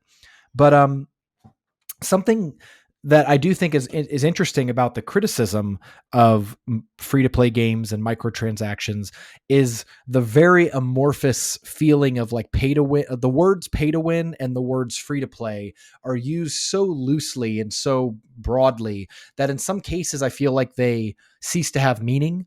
Like free to play as a player, like, oh, I'm a free to play player, I did this free to play. I have seen people uh, like whole comments about it where it's like, well, I'm free to play other than a couple $5 bundles on the holidays and I bought a battle pass every other month or so. And you kind of add it up and you're like, so you spent like $50 on this game? And they're like, yeah, but I'm free to play. Like I'm a free to play player. And what they mean by that is like, I'm a moral gamer who does not spend enough money to gain a meaningful advantage. Not that they don't actually mean I've spent $0 on this game, because they don't see a battle pass purchase, or if there's a low cost holiday bundle that has really good value, they'll go, oh, well, I can't not buy this $5 bundle. It's so good. But they still don't feel morally bad about it. So they can still call themselves a free to play player, even though of course they spent money. And I don't know. I don't know. Have you seen something similar to that? Have you seen people say like, oh, I'm free to play or I'm not pay to win, but then admit to spending like over $20 on the game? Oh yeah, I mean, I've seen and heard that, before loads of time, and I think it's also kind of, do you know how the gaming industry has a reputation for crunch? The you get every time I hear about some sort of crunch happening with the gaming industry, it's always some AAA console game or PC game. I never hear about some mobile game. I'm sure it's in the mobile industry. Not saying that it isn't, but I'm always hearing about it. At Rockstar or some big studios making a AAA title like that. And I mean, I wonder if it's kind of a way of them to absolve themselves of, I play games, but I don't give it to the devil. I just give it to the fun, the fun's Finnish company that makes, Clash of Clans or Clash Royale or whatever. I wonder if there's an element of that to it, to kind of, almost say, I don't do that because we're funding bad people almost, or that, gaming is, you know, kind of a nerdy thing, but I'm not really a gamer, but I just play a few free to play games and I'll just swipe on my phone whilst I'm on the train, for example. I think there's an element of that as well. They kind of don't want to admit the gamers, but they kind of want a game, and this is a way of doing it without spending too much time on it and almost revealing it to the people that they care about. Yeah, maybe. I don't think that consumers as a whole do that much moralizing over the developers' behavior, right? Like, I mean, and this is true of any creative industry. There are tons of musicians who are awful people who sell lots of albums, and the consumer just cares that the music is good, and you kind of have to push on them to be like, hey, this person's bad, you probably don't want to support them. There are a lot of very successful game companies that have gone through scandals of crunch and sexual harassment and discrimination, and they're all still very successful game companies, right? So, like, I don't Yeah. think there's really any mass movement to like spend your dollars morally on the consumer side. And in a way, I don't think we should expect consumers who have a lot going on in their life to investigate the behind the scenes intrigue of all these different game companies. That's something that I think is very specific to like hardcore gamers on Reddit and other communities, where knowing the inside of the game industry is sort of the social proof of those communities. But I do think that players, um, for a lot of people, games are a proxy for intelligence, right? Like, we don't live in a society where the average job really rewards you for being super clever or creative or intelligent, right? A lot of people are working just like menial jobs. There's nothing wrong with those jobs, but I think that they're not intellectually challenged. So what happens is you go home and the games you play are meant to be that battlefield where you use your smarts, your wits, your cleverness, your reaction time to master something and feel like, yes, this was challenging and satisfying. So you want to win a puzzle game because you're smart at puzzles. You don't want to win a puzzle game because you fed a dollar into the machine, right? But this cognitive dissonance has to coexist side by side with the fact that you care about these games. And like anything you care about, when there's some really good value or discount or sale, you're compelled to buy it. So you as a player, and I think again we all do this with all sorts of things, right? Like, you find this balance of, I spend money on something I really care about, but the thing I spent money on doesn't actually take away from my own skill or my intellectual satisfaction with this process. Like, I buy better basketball shoes because I like basketball, I care about it, it's something that I want to invest my money into. But I would never say like, oh, I hit that 3-point shot because I'm wearing Curry shoes, right? Like, you might say, oh, it helps me run a little better, helps me jump a little higher, whatever. But I would never be like, oh, I would have totally missed that shot if it wasn't for the shoes that I spent a lot of money on. And same thing with golf, right? Like, you buy good golf clubs because you think it makes it better. But when you do something good, when you hit that good shot, you don't go like, I'm a total idiot, I would have completely whiffed it if I had a normal club. You just sort of have to coexist with, like, you want good materials or good tools for the things that you love, but you yourself are still the one responsible for the outcome. And so I think that's where that discourse comes from, is I play this game every day.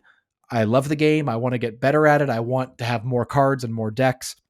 So when I see some $5 bundle with really good value and a cool tower skin that I want, I'm going to buy it, but I still need to, like, I am still a free to play player, because free to play players are quote unquote moral, and still when I win a game, it's an expression of my intelligence and problem solving, and not just my ability to spend money on the game. Yeah, I think there's definitely an element of that as well. So, how often do you purchase microtransactions in games? It depends on the game. I mean, I definitely need something in the game to be interesting to me for me to buy it. So something I've actually been struggling with is I love Teamfight Tactics. I it's such a great game. Like hats off to the team at Riot because Teamfight Tactics is one of the most interesting, compelling, deeply strategic games I've ever played in my entire life. However, the only thing you can really buy in that game is cosmetics, and the only real cosmetics are sort of like the appearance of your avatar and the sort of animations associated with your avatar. Well, I like the ones I have. I got some for free just from the battle passes and stuff.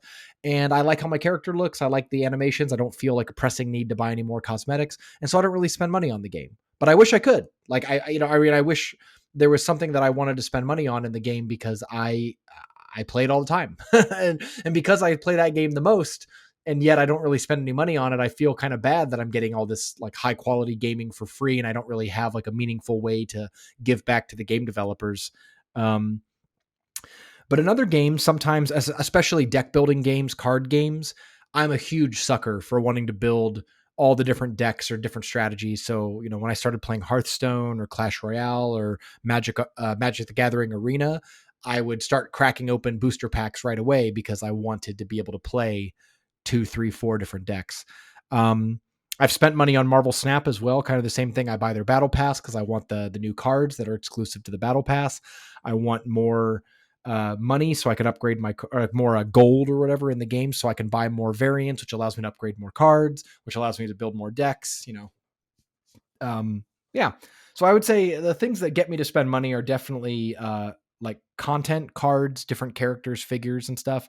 I'm not much of a cosmetic spender, which then, all these games that rely heavily on cosmetics, I play them, but I can't really be motivated to buy anything in them. Okay. And as a Supercell employee, do you get discounts on the microtransactions for Supercell games? Is there some sort of reward system or something like that? Absolutely not. And actually, it's really good that we don't. And credit to actually every mobile game company I've ever worked at has had this same policy. Zynga, Scopely, et cetera. Employees do not get free gems. And I think that's really important because how could you, as a developer, understand the true value of any of the purchases in the store unless you had to buy them yourself? Like if I got it for free, of course I think this $50 bundle is a good value. I didn't pay for it. It's like it's the same thing that it's kind of hard to trust like sponsored Amazon reviews or sponsored YouTube video reviews. They're like, oh yeah, if I had to pay for it, of course I would buy this $800 desk. Well, yeah, because you didn't have to. Like, yeah, of course, it makes sense that you'd think you'd pay for it when you got it for free and you don't actually have to. But the struggle that most people have is that moment of actually making the purchase. So, yeah, no free gems, no discounts or anything like that. We spend the same amount of money as any other player, often more because we're in Europe and European prices tend to be a bit higher than US prices. But yeah, I have spent uh, all of my own money in Clash of Clans, Clash Royale, Brawl Stars, and actually, I think on Clash Quest, I did actually get a refund of my stuff. Like when we shut down Clash Quest, I had like $20, and I transferred that money over to Clash Royale. So even as a player, I wanted my money back. Fair enough. Yeah, I mean, I know what you mean because it wouldn't look the best if they was giving free stuff because it's different. If let's say it's a single player game, even a single player mobile game, let's say Angry Birds, and let's say the original Angry Birds that had no type of microtransactions at all, or some sort of console game, that's different because the individual getting it doesn't have an advantage over other gamers because it's not a competitive game. Whereas something like Clash of Clans, Clash Royale, you could, like, for example, if they gave everyone on launch that worked on the game or worked at Supercell 10,000 gems, and maybe 10,000 gems would cost $1,000, that would literally give them a huge advantage over most gamers out there. One, because they're probably not going to spend $1,000 on it. Two, they're probably not going to spend it, if they are, within 24 hours. So yeah, it is good that they don't, but do employees that you have worked with in the past or currently want that and they feel like that they should get it? No, I've never heard anyone like have that be their personal crusade. There's always like a tongue-in-cheek joke, and I'm positive that this happens at every single game studio ever, that when you make like a $5 purchase, you sort of make like a joke to your coworker of like, well, it's going to come back to me in the end, like the fraction of the pennies of this purchase that come back to me in my salary in the end of it. So it's always our tongue-in-cheek joke Quite of like, funny. oh, don't worry, we're just making the money go in circles. I'm just getting it right back, even though, of course, It's only, it's it's only a little bit. yeah. So you spoke about single player games. I know you're not the biggest fan of them.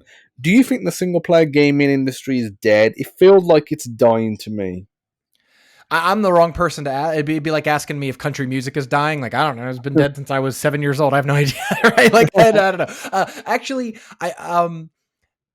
I will say that I'm very excited for Starfield. I don't know particularly why this game has caught my attention, but I'm a big sucker for like outer space and space exploration stuff. I had been meaning to play No Man's Sky. I just built a new computer not too long ago, so I have like this backlog of games that I should go back and try and play around with. And No You want Man's to push Sky, that rig to the max. yeah. And Diablo 4 coming out, and then Starfield. Now, Diablo 4, I guess, is multiplayer, but it's not really competitive, right? It's like going to be co-op. Well, maybe it'll have PvP, but primarily Diablo is a cooperative experience. So I'm looking forward to that.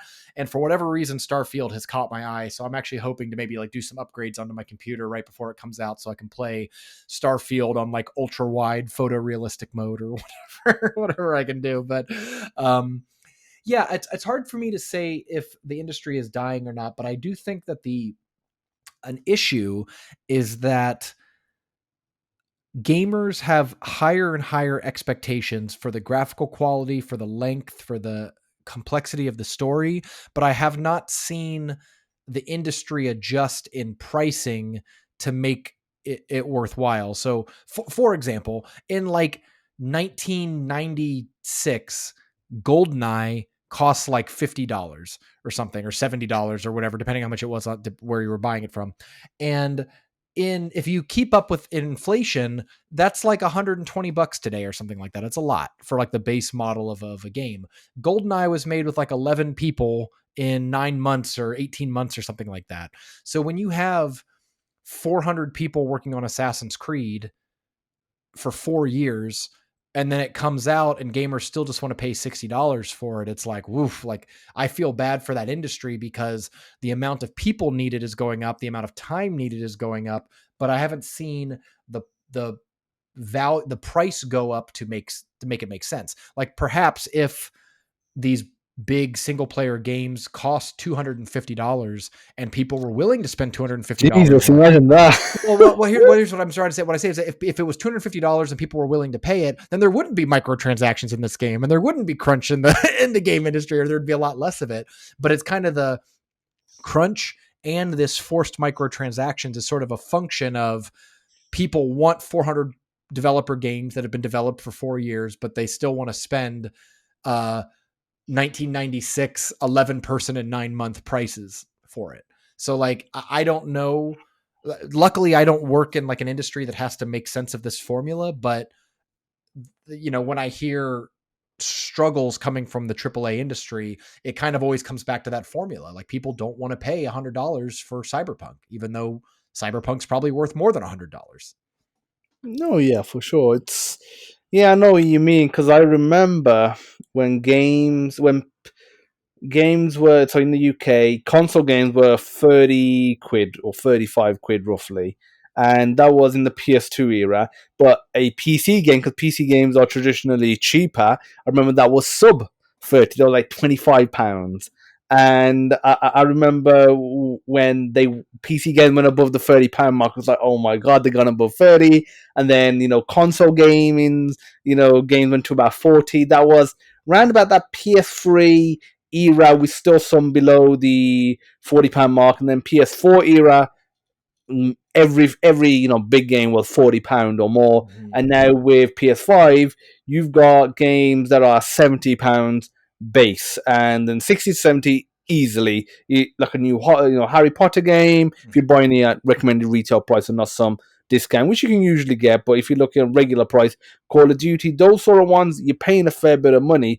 But yeah, you're right, because of inflation, and the problem is, yes, inflation has gone up, but because people's salaries haven't kept up, and they've got less money, but they still want to play these big games, they they struggle to warrant paying more. It's like consoles. I remember seeing a breakdown of console prices, and even though they had gone up, once you factored in inflation, consoles from about 20 or 30 years ago were over Oh $1,000. They yeah. were Yeah. significantly more than consoles cost today. Yeah, when Microsoft announced Xbox One, and I think it was announced at what, $450, I want to say.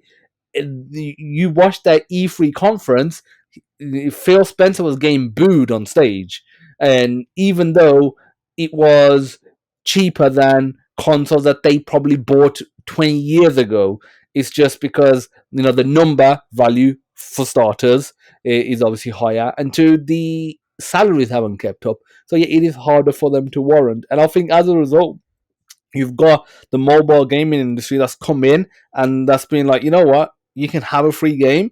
Yeah, you're gonna have a better experience if you pay, but there's so many games out there that are free from Supercell, from indie, developers, and you can have a great time. And basically, if you just want to, let's say, numb yourself or just get into some world and not have to think about the real world, you can do that with mobile with little to no money.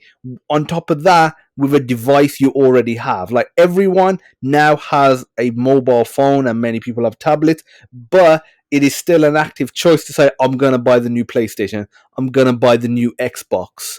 So all of that definitely has a part to play in the console industry with the prices and with the type of games that are coming out.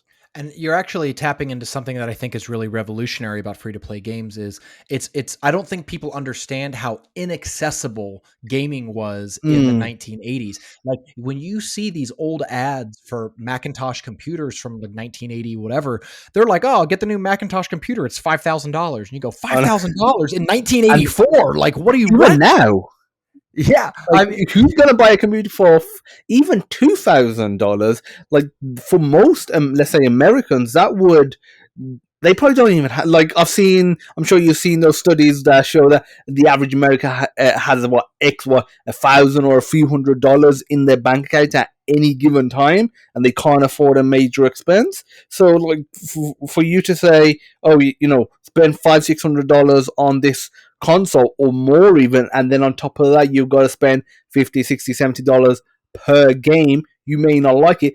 That is one thing I do like about free to play, is that you could play it, you could utterly hate it, spend no money and be like, okay, I wasted an hour, but that's it. I haven't wasted 4 or 5 hours worth of working time mhm. on buying this game, and then obviously the time that the money that you've spent on the console. But you can try that with a bunch of games and be like, okay, at these 10, I like these two a lot. I'm gonna play these. And absolutely, I mean, this accessibility thing plays a huge role, and maybe part of the reason why I was open to free to play games personally is that when I was a kid, my family was very poor. Like we did not my parents did a really good job of making sure that like they spent money on me as a kid. They weren't like depriving us of joy, but the idea that we would just like buy a new game every week or whatever was completely absurd. So like I remember when the Sega Saturn and the PlayStation 1 first came out, I said I wanted a PlayStation for Christmas. And my dad was like, look, I can afford the console, but not any games. And so what happened was by the holiday season, you could buy the PlayStation for like $3.99 or $2.99, whatever. I don't remember the price was, but the PlayStation was like $3.99. And then the Sega Saturn was also $3.99, but it came with 3 games and a CD of demos, like an extra, it came packaged with like a CD that had a I bunch of, remember those yeah, demo discs. demo disc, right? Okay. And so my dad was like, "All right, we're gonna get you. Oh, I'm gonna get the Sega Saturn, like because of course he doesn't really know the difference between the platforms. But what he does Mm. know is that for the same price, you get 3 more games, and if you've got 3 games, you don't need any more." So like the entire time that I had the Sega Saturn for years, we just played Daytona USA, Major League Baseball, fucking Home Run Derby, and like what I remember what the other Virtua Fighter. Virtua Fighter was like the 3 games. That's all we had, and so the culture of gaming, especially in the 90s, and when people talk about the heyday of gaming, whatever, you can't help but sense a lot of privilege in their experience because, yeah, if you're like an upper middle class kid and you can get a new game every month as part of your monthly allowance or whatever, then yeah, like go buy Final Fantasy, play it until it's done, throw it out, play the next game. But like for the entire time that I had a Sega Saturn and then an N64, I never had more than like 3 or 5 games. And Mm. so these games really had to have a lot of longevity, and you really couldn't gamble on a new game. Like if I was going to get one new game a year, it was a big deal. And if I got suckered into marketing and bought like Superman 64, it would have ruined it. It would have like, I would have been so sad. And it's going to make my mom less likely to want to like buy more games because, oh God, I saved up all year and I got you Superman 64 and it was terrible, right? And you're not playing it anymore because it's not like it's terrible, and you're gonna keep playing it because then your mom will be like, okay, he's little Seth is playing it, so he clearly likes it. You're obviously gonna put that aside and play Virtua Fighter or the games that you like. Yeah, I mean, the game probably to this day that has the most like total hours spent on it is either Smash Brothers on the GameCube or what was the N64 one? WWF No Mercy. It was the sequel. Like they had a WCW game right when the N64 launched, but I was a WWF fan, and so when they came out with the sequel, they had switched labels, and I played WWF No Mercy with my buddies. They had 4-player mode. We'd go over to my house every day after school and we'd play 4-player WWF No Mercy. I mean, for hours every day for like 2 years. And so like games that had replayability, that had multiplayer, those were so much more valuable to me than like a single player game that you could play and throw away. That when I got into free to play gaming, one of the first things that as a designer that was interesting to me was how many people you'd see playing online from third world countries or from places that just didn't have like a traditional gaming scene. For a lot of people, Clash of Clans, Clash Royale, and Brawl Stars and stuff are like the premium gaming experience that they can access. They're familiar with games like Cyberpunk, but there are tons of countries where like nobody has a really high powerful PC, like whether for Or a space reasons or console, cost yeah. reasons or consoles. Yeah, like maybe someone has them, but it's not like a thing where everyone at school has an Xbox at home and you all go home and play your Yeah. copies of Cyberpunk and then Well, talk not about the it the next latest day. one as well. Like, so sorry to cut you off. I remember I was selling some PS5s, for profit, of course. And a guy came round to, no, a guy that I know, he has a market store that sells games. And where I live, because I don't live near him anymore, he's a bit too far because he doesn't drive. So he sent a friend round that was going to be near the area to be collecting a bunch of the consoles. And when I was talking to him, he buys old consoles like PS3, 360, and some PS4 one, but mainly PS3 and 360. And what he does is he opens them up, cleans them all out, and if any new soldering needs to be applied, he does that so they're like brand new, and they'll last for a while. And you do any modifications, chip them or software hacks that he needs to do, and you'll send them over to countries like Afghanistan and Iraq because they are still playing these older consoles. One, because the other consoles are just too expensive, and two, because they can be modified. Mm-hmm. They would prefer these older ones because they can just buy the console once and then either get the games for free because they'll pirate them, or get them really cheap because people that sell them pirated, instead of selling them for $70, and that's excluding any import charges, they'll sell it for maybe $10 or less. Mm-hmm. So yeah, the barrier to entry, especially for third world countries, is it's very difficult for them. And I remember because my family is from Pakistan, when I used to go there as a kid, if there was someone that had a console, they were never the average person. They was always from a rich family. Like it was like a huge deal for them. I remember it was like going Spectacle. It was like you would yeah, like go over to look at the PlayStation 5 at this guy's house. Like it was exactly. yeah. Over in those countries, and obviously here, being born here and being raised here is a little different, whereas everyone had an Xbox. It was a few that didn't have the new Xbox given like a year or so, but over there in those third world countries, only the rich people had it, and only the rich people went to places like Pizza Hut, which are just everyday places in the UK. Mm-hmm. I remember I went to Pizza Hut once in Pakistan, and everyone there, like the type of people that went there was doctors with their families, lawyers with their families, engineers with their families. It was an actual, almost like an event it's like an actual experience to go there. Whereas you go pizza in the UK, you've got people that probably have a few, are in negative balance, Mm. on their bank account, and they're going there. So yeah, definitely the accessibility for mobile games has provided the ability for people to, just be part of gaming if they couldn't before. And some regions have gone straight to mobile first, right? Like there are Mm, several countries on several different continents that just like didn't quite have, fiber optic or phone line infrastructure thoroughly built. And what happened is just they just went straight to mobile technology. And so, for those regions, mobile gaming is the first time they've been able to play the same top quality games as everyone else. Like that's something that I know the Clash of Clans team really prides themselves on, is that there are great Clash of Clans players all over the world. And for some of these people, it was like their first real game that they played.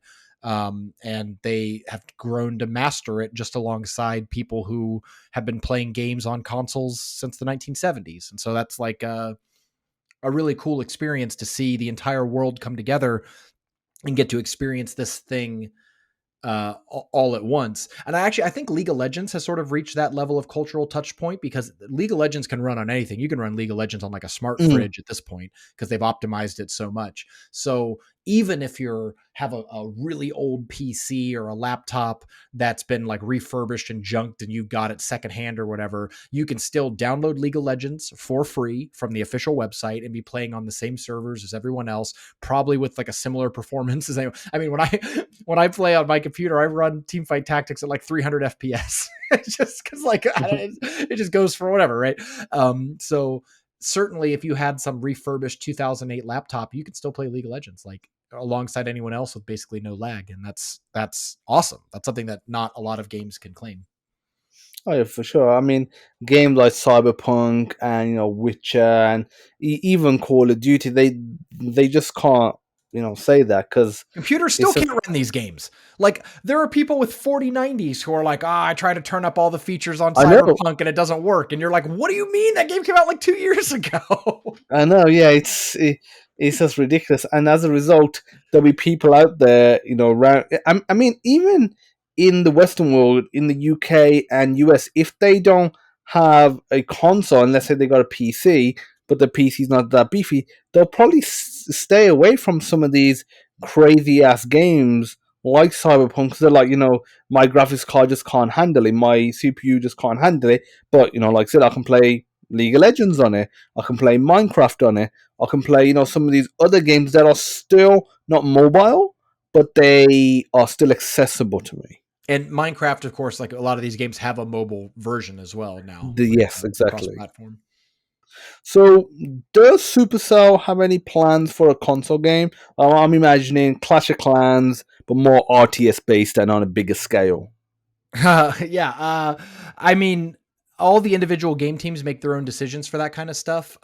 Certainly, we've floated the idea of multi-platform stuff before, but I don't, I can't say if anything's like specifically in the works for that. But I know that like games like Clash of Clans and Clash Royale are pretty commonly used with PC emulators, and we don't officially Mm. support PC emulators, but that is a really common way for people to play. And when you see games like Marvel Snap, which was developed mobile first but has an official Steam client, I think there's a lot of cool stuff there. And I think, it can't hurt to be on more platforms, but our game engine was developed as a mobile first game engine, right? So there's like work to do if we wanted to make those multi-platform, but also there could be new games in development that just use like Unity from the start, and then it's a little easier to export onto multiple platforms. Okay, fair enough. And so, how much gaming do you do yourself these days? And as a part of your job, do you play games to get new ideas? Oh yeah, of course. I mean, again, I wouldn't trust anyone who says I'm a game designer, but I don't play other games because I don't want to be, I don't want to see their ideas. Like that seems weird to me. I mean, I play games every day of my life. There's not a day that goes by that I'm not playing a game of some sort or another. I normally have about 2 to 3 games on my phone that I rotate between, and I'll like obsess over a game for a while, and then I'll put it away.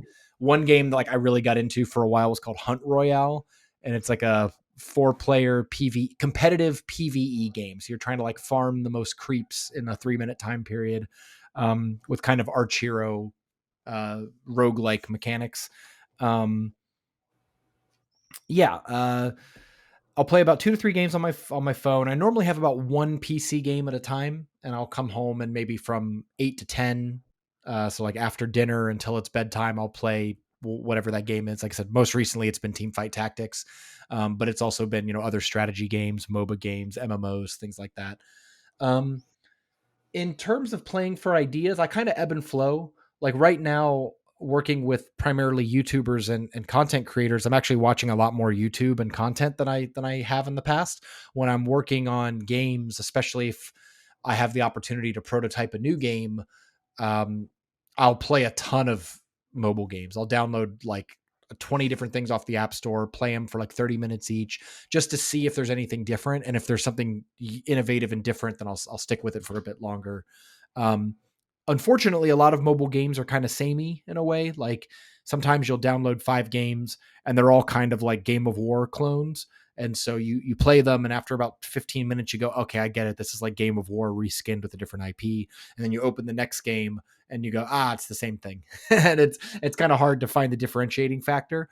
But there's still lots of innovation in the mobile game industry. There's lots of fun new games coming out all the time.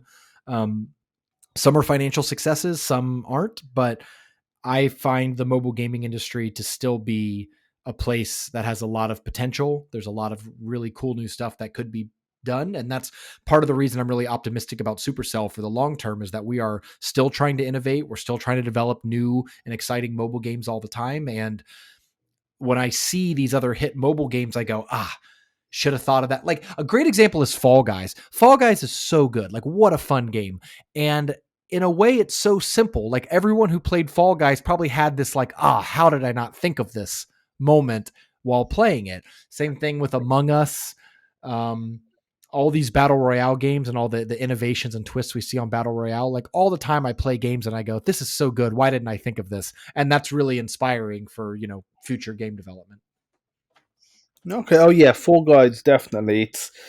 It is definitely one of those games that you play and it's intense, but it's a fun intensity and it's just fun. You don't get game and it feels mobile like, but on console, and you don't get that very often.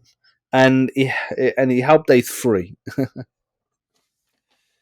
Yeah. So, what's your biggest regret in your journey as a designer, and what advice would you give to others looking to become game designers? Uh, Learn to program.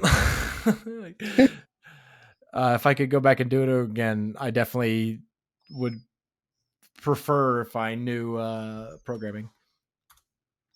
Okay, Well, I'm sorry. One second. I'm getting that echo again, so we might have to edit this out. I'm trying to turn it off. Can you hear me now? yes. Okay, so I don't know what happened, but my screen kind of blinked for a second, and then I got the echo again. I had to go turn the setting off. Okay, I'm sorry. Can you re-ask the question, and we'll pick it up from here? Yes, I was just asking, what's your biggest regrets in your journey as becoming a game designer, and what advice would you give to others looking to break into the gaming industry as a designer? Yeah. I would say as a designer, the biggest advice I could give is to try a lot of different things in your life.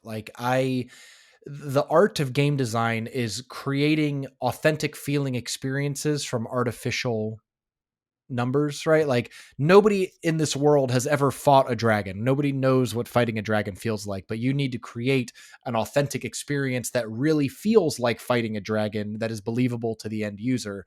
And since you're creating experiences, you kind of need to know what these experiences feel like firsthand. So like if you're somebody who just stays inside all day and reads Reddit and never like touches grass, right? Then like how could you possibly know what some of these experiences feel like? So as corny as it sounds, like I feel like I've benefited a lot by um driving fast cars and shooting guns in real life and writing being like a journalist and going on dates and things like that. Like how could you make a dating simulator if you've never been on a date, if that makes sense, so try to live a full and robust life with a lot of different varied experiences. I would say as a game designer, it actually does not benefit you to be too specialized in life. Learn how to play a musical instrument, learn how to dance, like try to do a little bit of everything, because all of these things will somehow come back to you in your professional life. You'll like that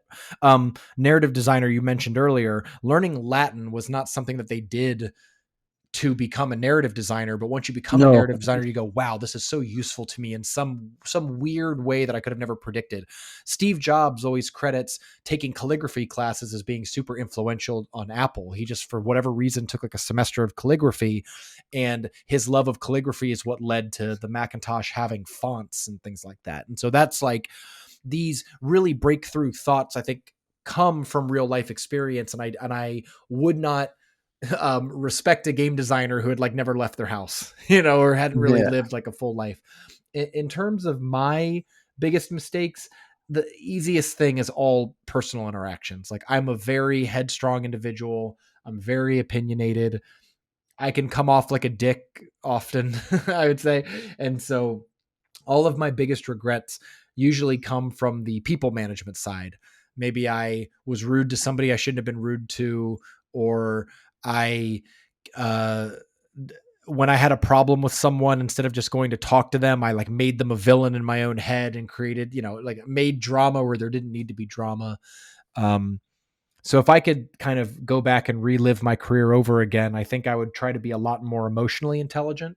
I'd try to read the room a little better or understand where other people are coming from instead of jumping to conclusions. Um, I mean, I've made like numbers mistakes in my career. Like, I have done a poor job balancing a certain card on Clash Royale, but I also see that as part of the process. Like, nobody bats 1,000 in their game career. Like, everyone has shipped a bad thing or missed a bug or unbalanced a card or something like that. So I don't necessarily see that as like a huge regret or a mistake. Like, obviously it could have been done better, but the things that really stick with me and keep me up at night, or things I think about in the shower and go, oh God, how did I do that, are almost entirely interpersonal decisions. Okay, yeah. I mean, I totally agree when you're talking about, you need to experience different things.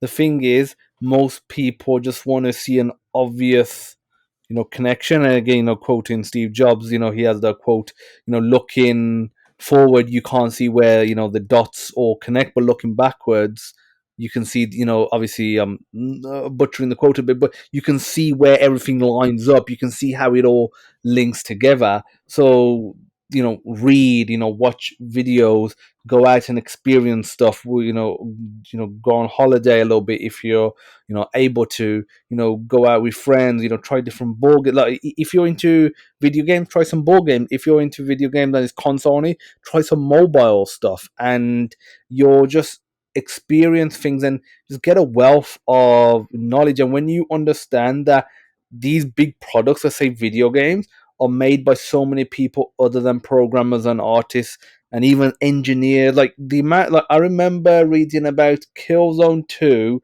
back in the day that was came out, what, 2009, I want to say. And that game, they hired architects, like real world architects, to help build, their world, the buildings, because they wanted it to be as realistic as possible, within the constraints of the game world they had. And you would never think that an architect would be in the gaming industry, or structural engineer, or lawyers, or this sort of stuff, to actually make a game, but they are. So having that knowledge, and even if, let's say, you're a designer or a programmer, if you have some knowledge in architecture or some knowledge in the legal system, that's going to help. Plus, you're going to approach the problem from a slightly different perspective, and that will ultimately help you, become a better designer, better developer, better engineer. And if you can showcase that to the employer, they're gonna be like, okay, this guy has these, core skills that we want: programming, art, design, whatever it is. But they have these secondary skills which, seem like they could be very useful as well. So employers are, or can be, very open to secondary skills. You've got to have, obviously, those primary skills. You're going for a programming role, obviously your primary stuff like programming needs to be solid, needs to have a portfolio, etc., etc.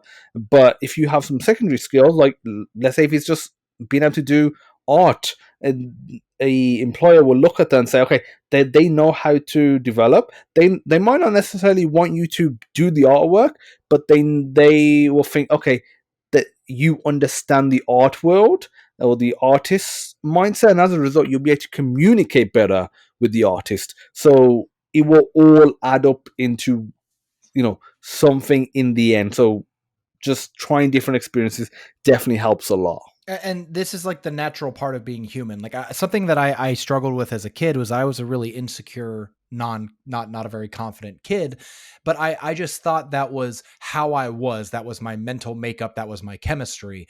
But the truth is that's everyone starts there. You know, confidence is your brain calculating the likelihood of success. And if you don't have any experience with anything, then your brain is correct to say, you're probably going to fail at this, right? Like it is logical to have low confidence as like an inexperienced teenager.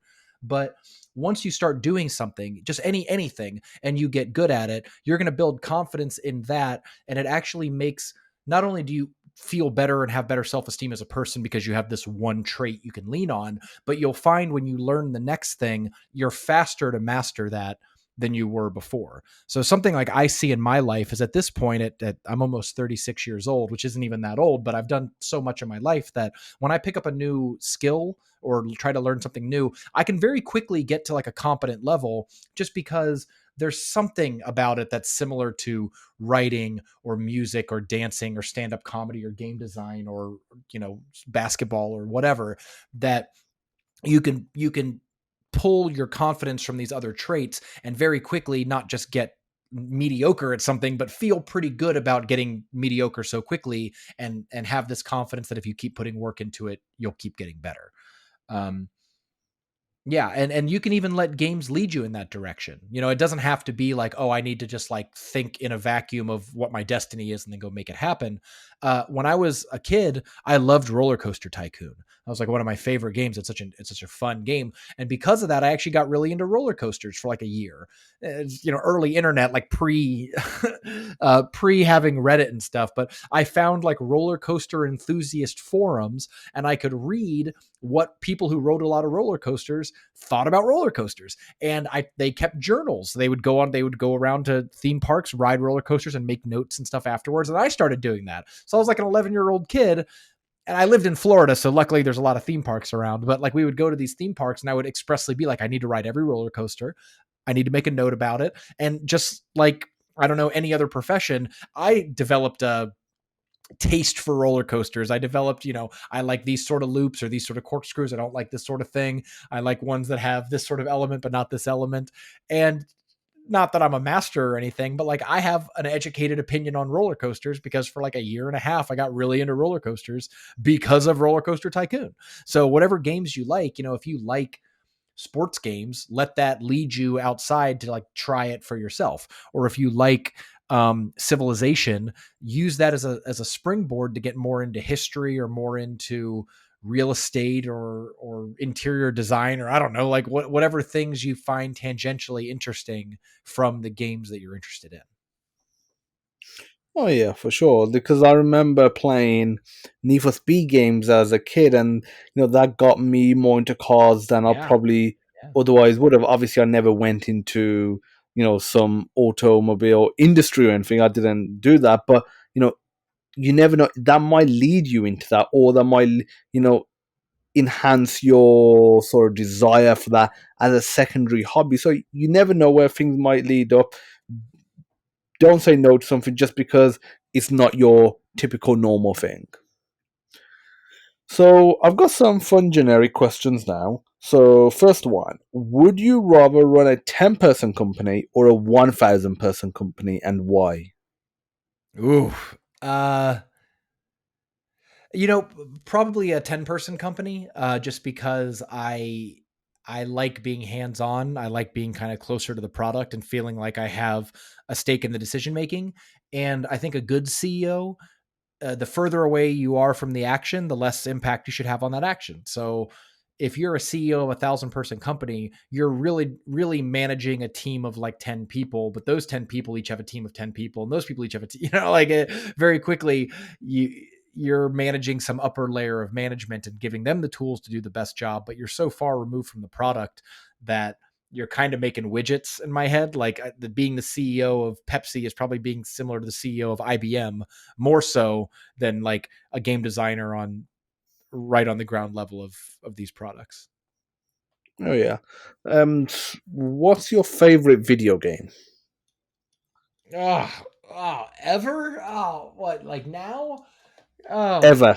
ever? If you had an island and you were stuck on an island, that's the only one you could play. Oh my god. Oh god, that's like an impossible question. It would have to be something with a lot of really emergent gameplay, right? So it would have ooh, ooh. I mean, I'll say I'm gonna say Team Fight Tactics. No, I don't know. I don't even know. I can't give you a good answer. I mean, it's obviously my tastes change over time. Magic the Gathering is probably the game that I have played the most consistently over my life. I've been playing Magic the Gathering on and off, not like every single year, but there's probably never been like a 3-year period that's gone by where I haven't played a game of Magic the Gathering, and that's been true since I was like 7 years old. So Magic the Gathering is the game that has been there throughout my entire life. It has probably taught me more about game design than any other game. Um, and I've met more friends, communities, memorable moments, tournaments, live events, all that tied to Magic the Gathering. So, like, if I had to die today, you could bury me with some Magic cards. Fair enough. So, what video game are you looking forward to? I said Starfield, but honestly, Diablo 4. Like I did Diablo 2 was a huge game for me in middle school. I played it a lot with my friends. When Diablo 3 came out, I was working at Zynga and I took time off. Like I said, some people take 3 days off to go to a wedding. I'm taking 3 days off to play Diablo 3, and I was playing right from launch. And that's kind of like a sad story because Diablo 3 kind of had a disastrous launch. Like the servers were down; it was really hard to get into. So even though I had taken these time off work, I actually like wasn't able to play as much as I maybe wanted to. Um, so yeah, I'm really looking forward to Diablo 4. Open world Diablo sounds great. Really excited. So I'll do that. And then Starfield's kind of the next big game I'm looking forward to after that. Although, yeah, we'll see. With my history of single player games, we'll see how long I stick with it. Yeah, I'm looking forward to Diablo 4 as well. Not long. I think it's out next week, actually. Yeah, the beta. Um, I've pre-ordered it and then the open beta. I'm actually traveling, so I don't know if I'm going to get to play the open beta, but I'll definitely watch it online if I can. yeah, I'll check that because I played Diablo 3, not original. I played when they, I can't remember what they called it, the remastered The expansion, the version. Reaper of Souls expansion. Yeah. Yeah, when they remastered it for PS4, I played that one, and I never played a Diablo game before that, Mm-hmm. but I really enjoyed that one, and it's I stopped playing it and I started playing other games, and every so often I keep saying to myself, I want to go back and play, and I'm like, oh, it's just been so long now. It's been I'm trying to think how long it's been. What, 7, 8 years?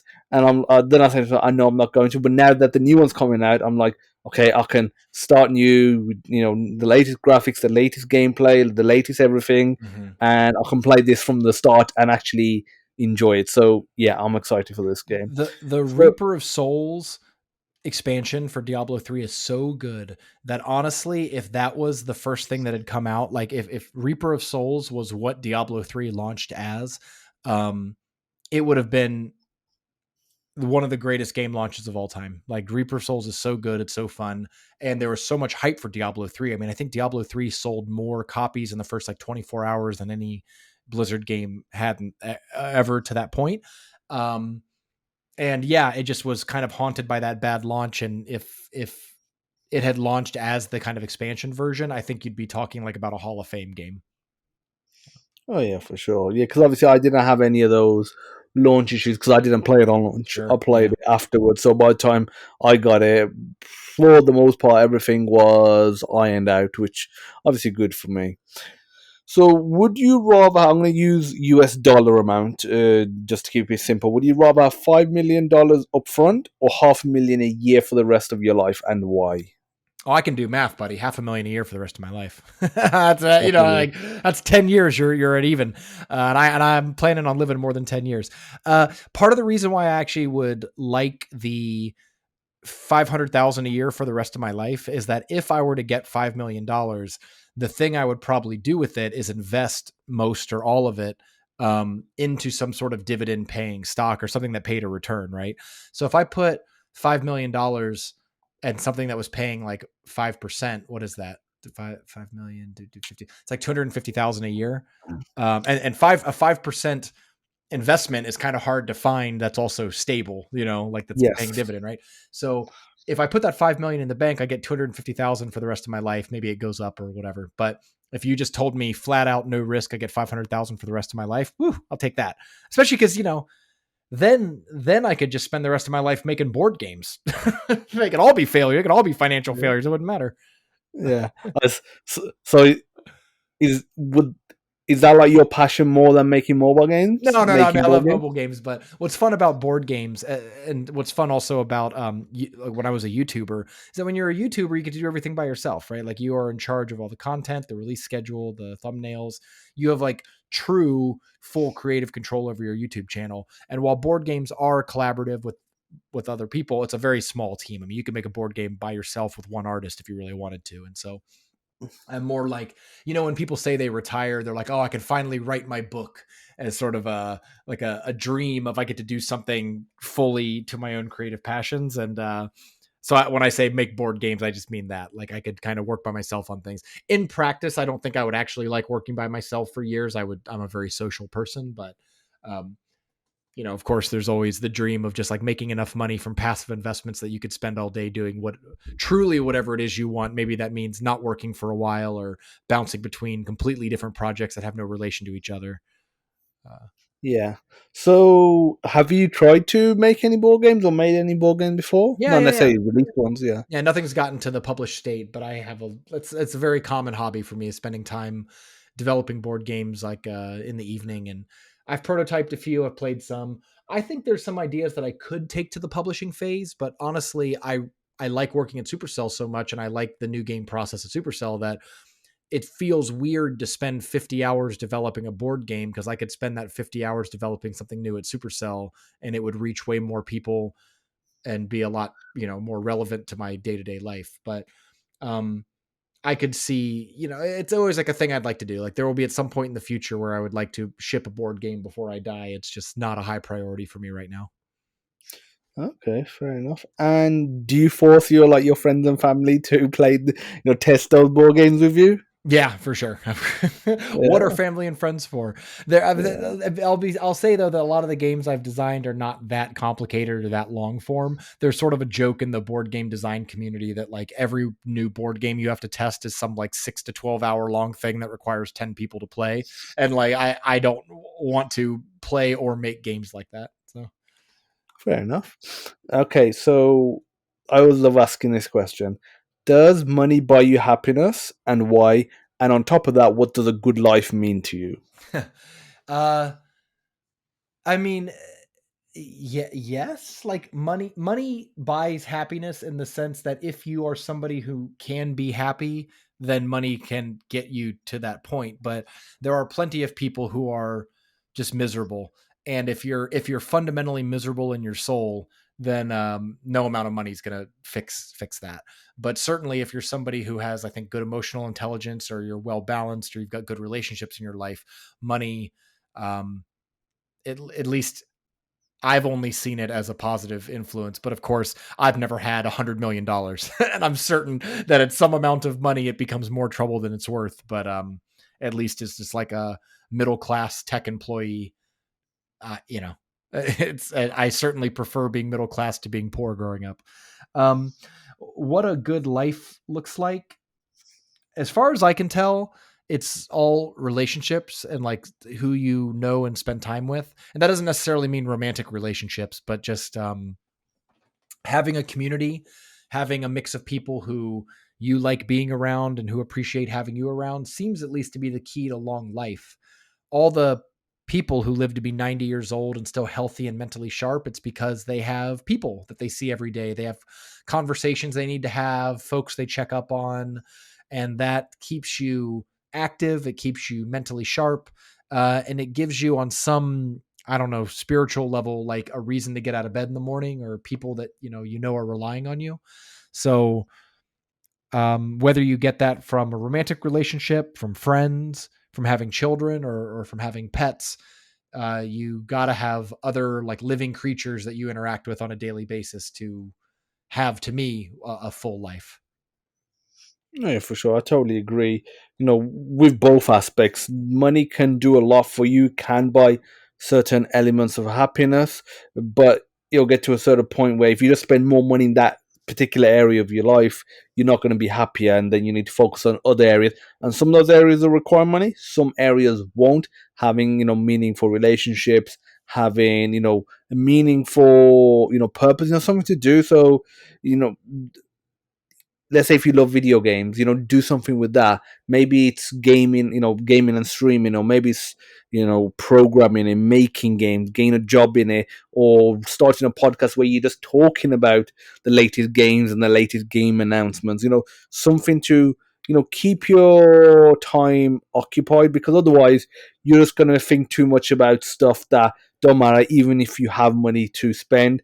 And so, yeah, it helps, but it's not the be all and end all, and you need to have a balance of everything. Money's not going to make your son love you, like full stop. Like No. there's no amount of money that's just be like, oh yeah, never, like, Dad, I love you no matter all the other stuff you've done. But um, one thing that is a big difference between, say, making $50,000 a year and $150,000 a year is money fixes annoyances. Money clears blockers. So if you make $50,000 a year, and you have a fridge that breaks, or your car's running weird, you have to kind of budget it, plan for it, maybe figure an alternate thing. You make 150,000 a year, it becomes easy just to throw money at obstacles to get them out of the way. Like your car's running fine, okay, take it to the shop tomorrow. Like doesn't even matter. It takes $3,000 to repair it. Okay, whatever. Like fine. Yeah. I need a car. So like we're not going to sit here and negotiate over whether or not I need a car. So like I have the money, I can afford it. Bleh, let's get a car.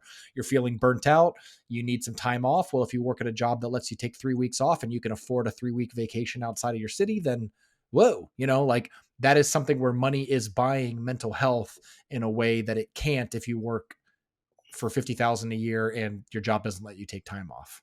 Like it's I think naive to say that money does not have an impact on happiness.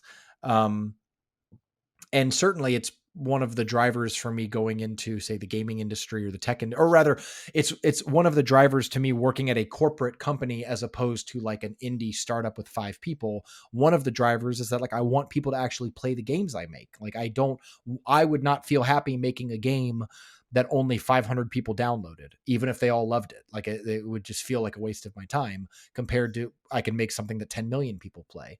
And it's a nice benefit of that if 10 million people play it and it's a good game, I can like sleep comfortably at night. I'm not constantly like worried about how I'm going to pay the next bill because I know that there's something that consistently day over day is generating revenue.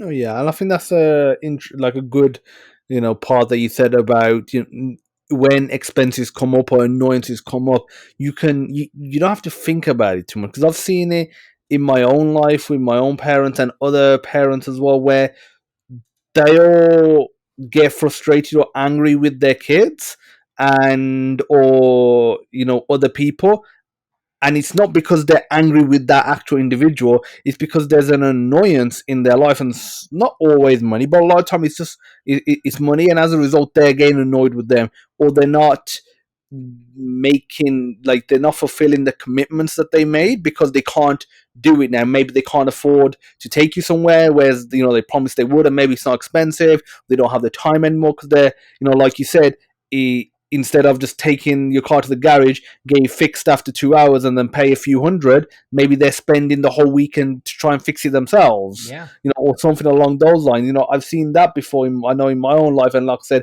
in the lives of people close to me. And it's just stuff like that where you just think, if you just had that bit of extra money, that you could just solve those issues. Like you said, if the fridge breaks down, you're not gonna try and spend ages fixing it and spend 3 hours trying to fix it or do something with it, instead be like, okay, it is what it is. I'll either get somebody in to repair it, or it's clearly too far gone. I'll just buy a new fridge and I'll get a nice one as well. I'm not going to try and find some, crazy ass deal on a fridge that's probably not the best anyway. I can spend that time, that weekend, that day with my child, with my family, or doing the things that I love. Because you can still be single and still benefit from it. Because you don't want to be trying to fix your car or fix your fridge if you're not into that. You might be into that. You might be love, being a mechanic. That's fair enough. That's different, but most people don't. You don't want to do that if you could, play video games. If you could go to the cinema. If you could go on a hike, for example. Whatever you're into. So having the ability to say, okay, things have cropped up. It is what it is. Or if you're out, I know, there's been times in my life where we've been out and when I was a kid, and if we wanted something to drink, it's just super expensive at obviously a service station, a gas station in America. In that drink in the supermarket will probably cost you 50p. In the service station is £2, and it's like, nope, not getting that bottle of water even though you're really thirsty, or not getting a packet of crisps because it's just so much more expensive. It's stuff like that as well. You can just think, okay, I want it, and or I do need it. I need a bit of water. I'll spend that extra bit of money this one time. It's okay. It's not the end of the world. And that sort of stuff can, if it doesn't make you happier, it definitely prevents you from getting more upset. Yeah, and again, it's such a fixer for frustration. Like my mom used to say, you can't put a price on frustration. And so if you're frustrated with something and money can solve it quickly and you can afford it, that is a huge increase in your quality of life.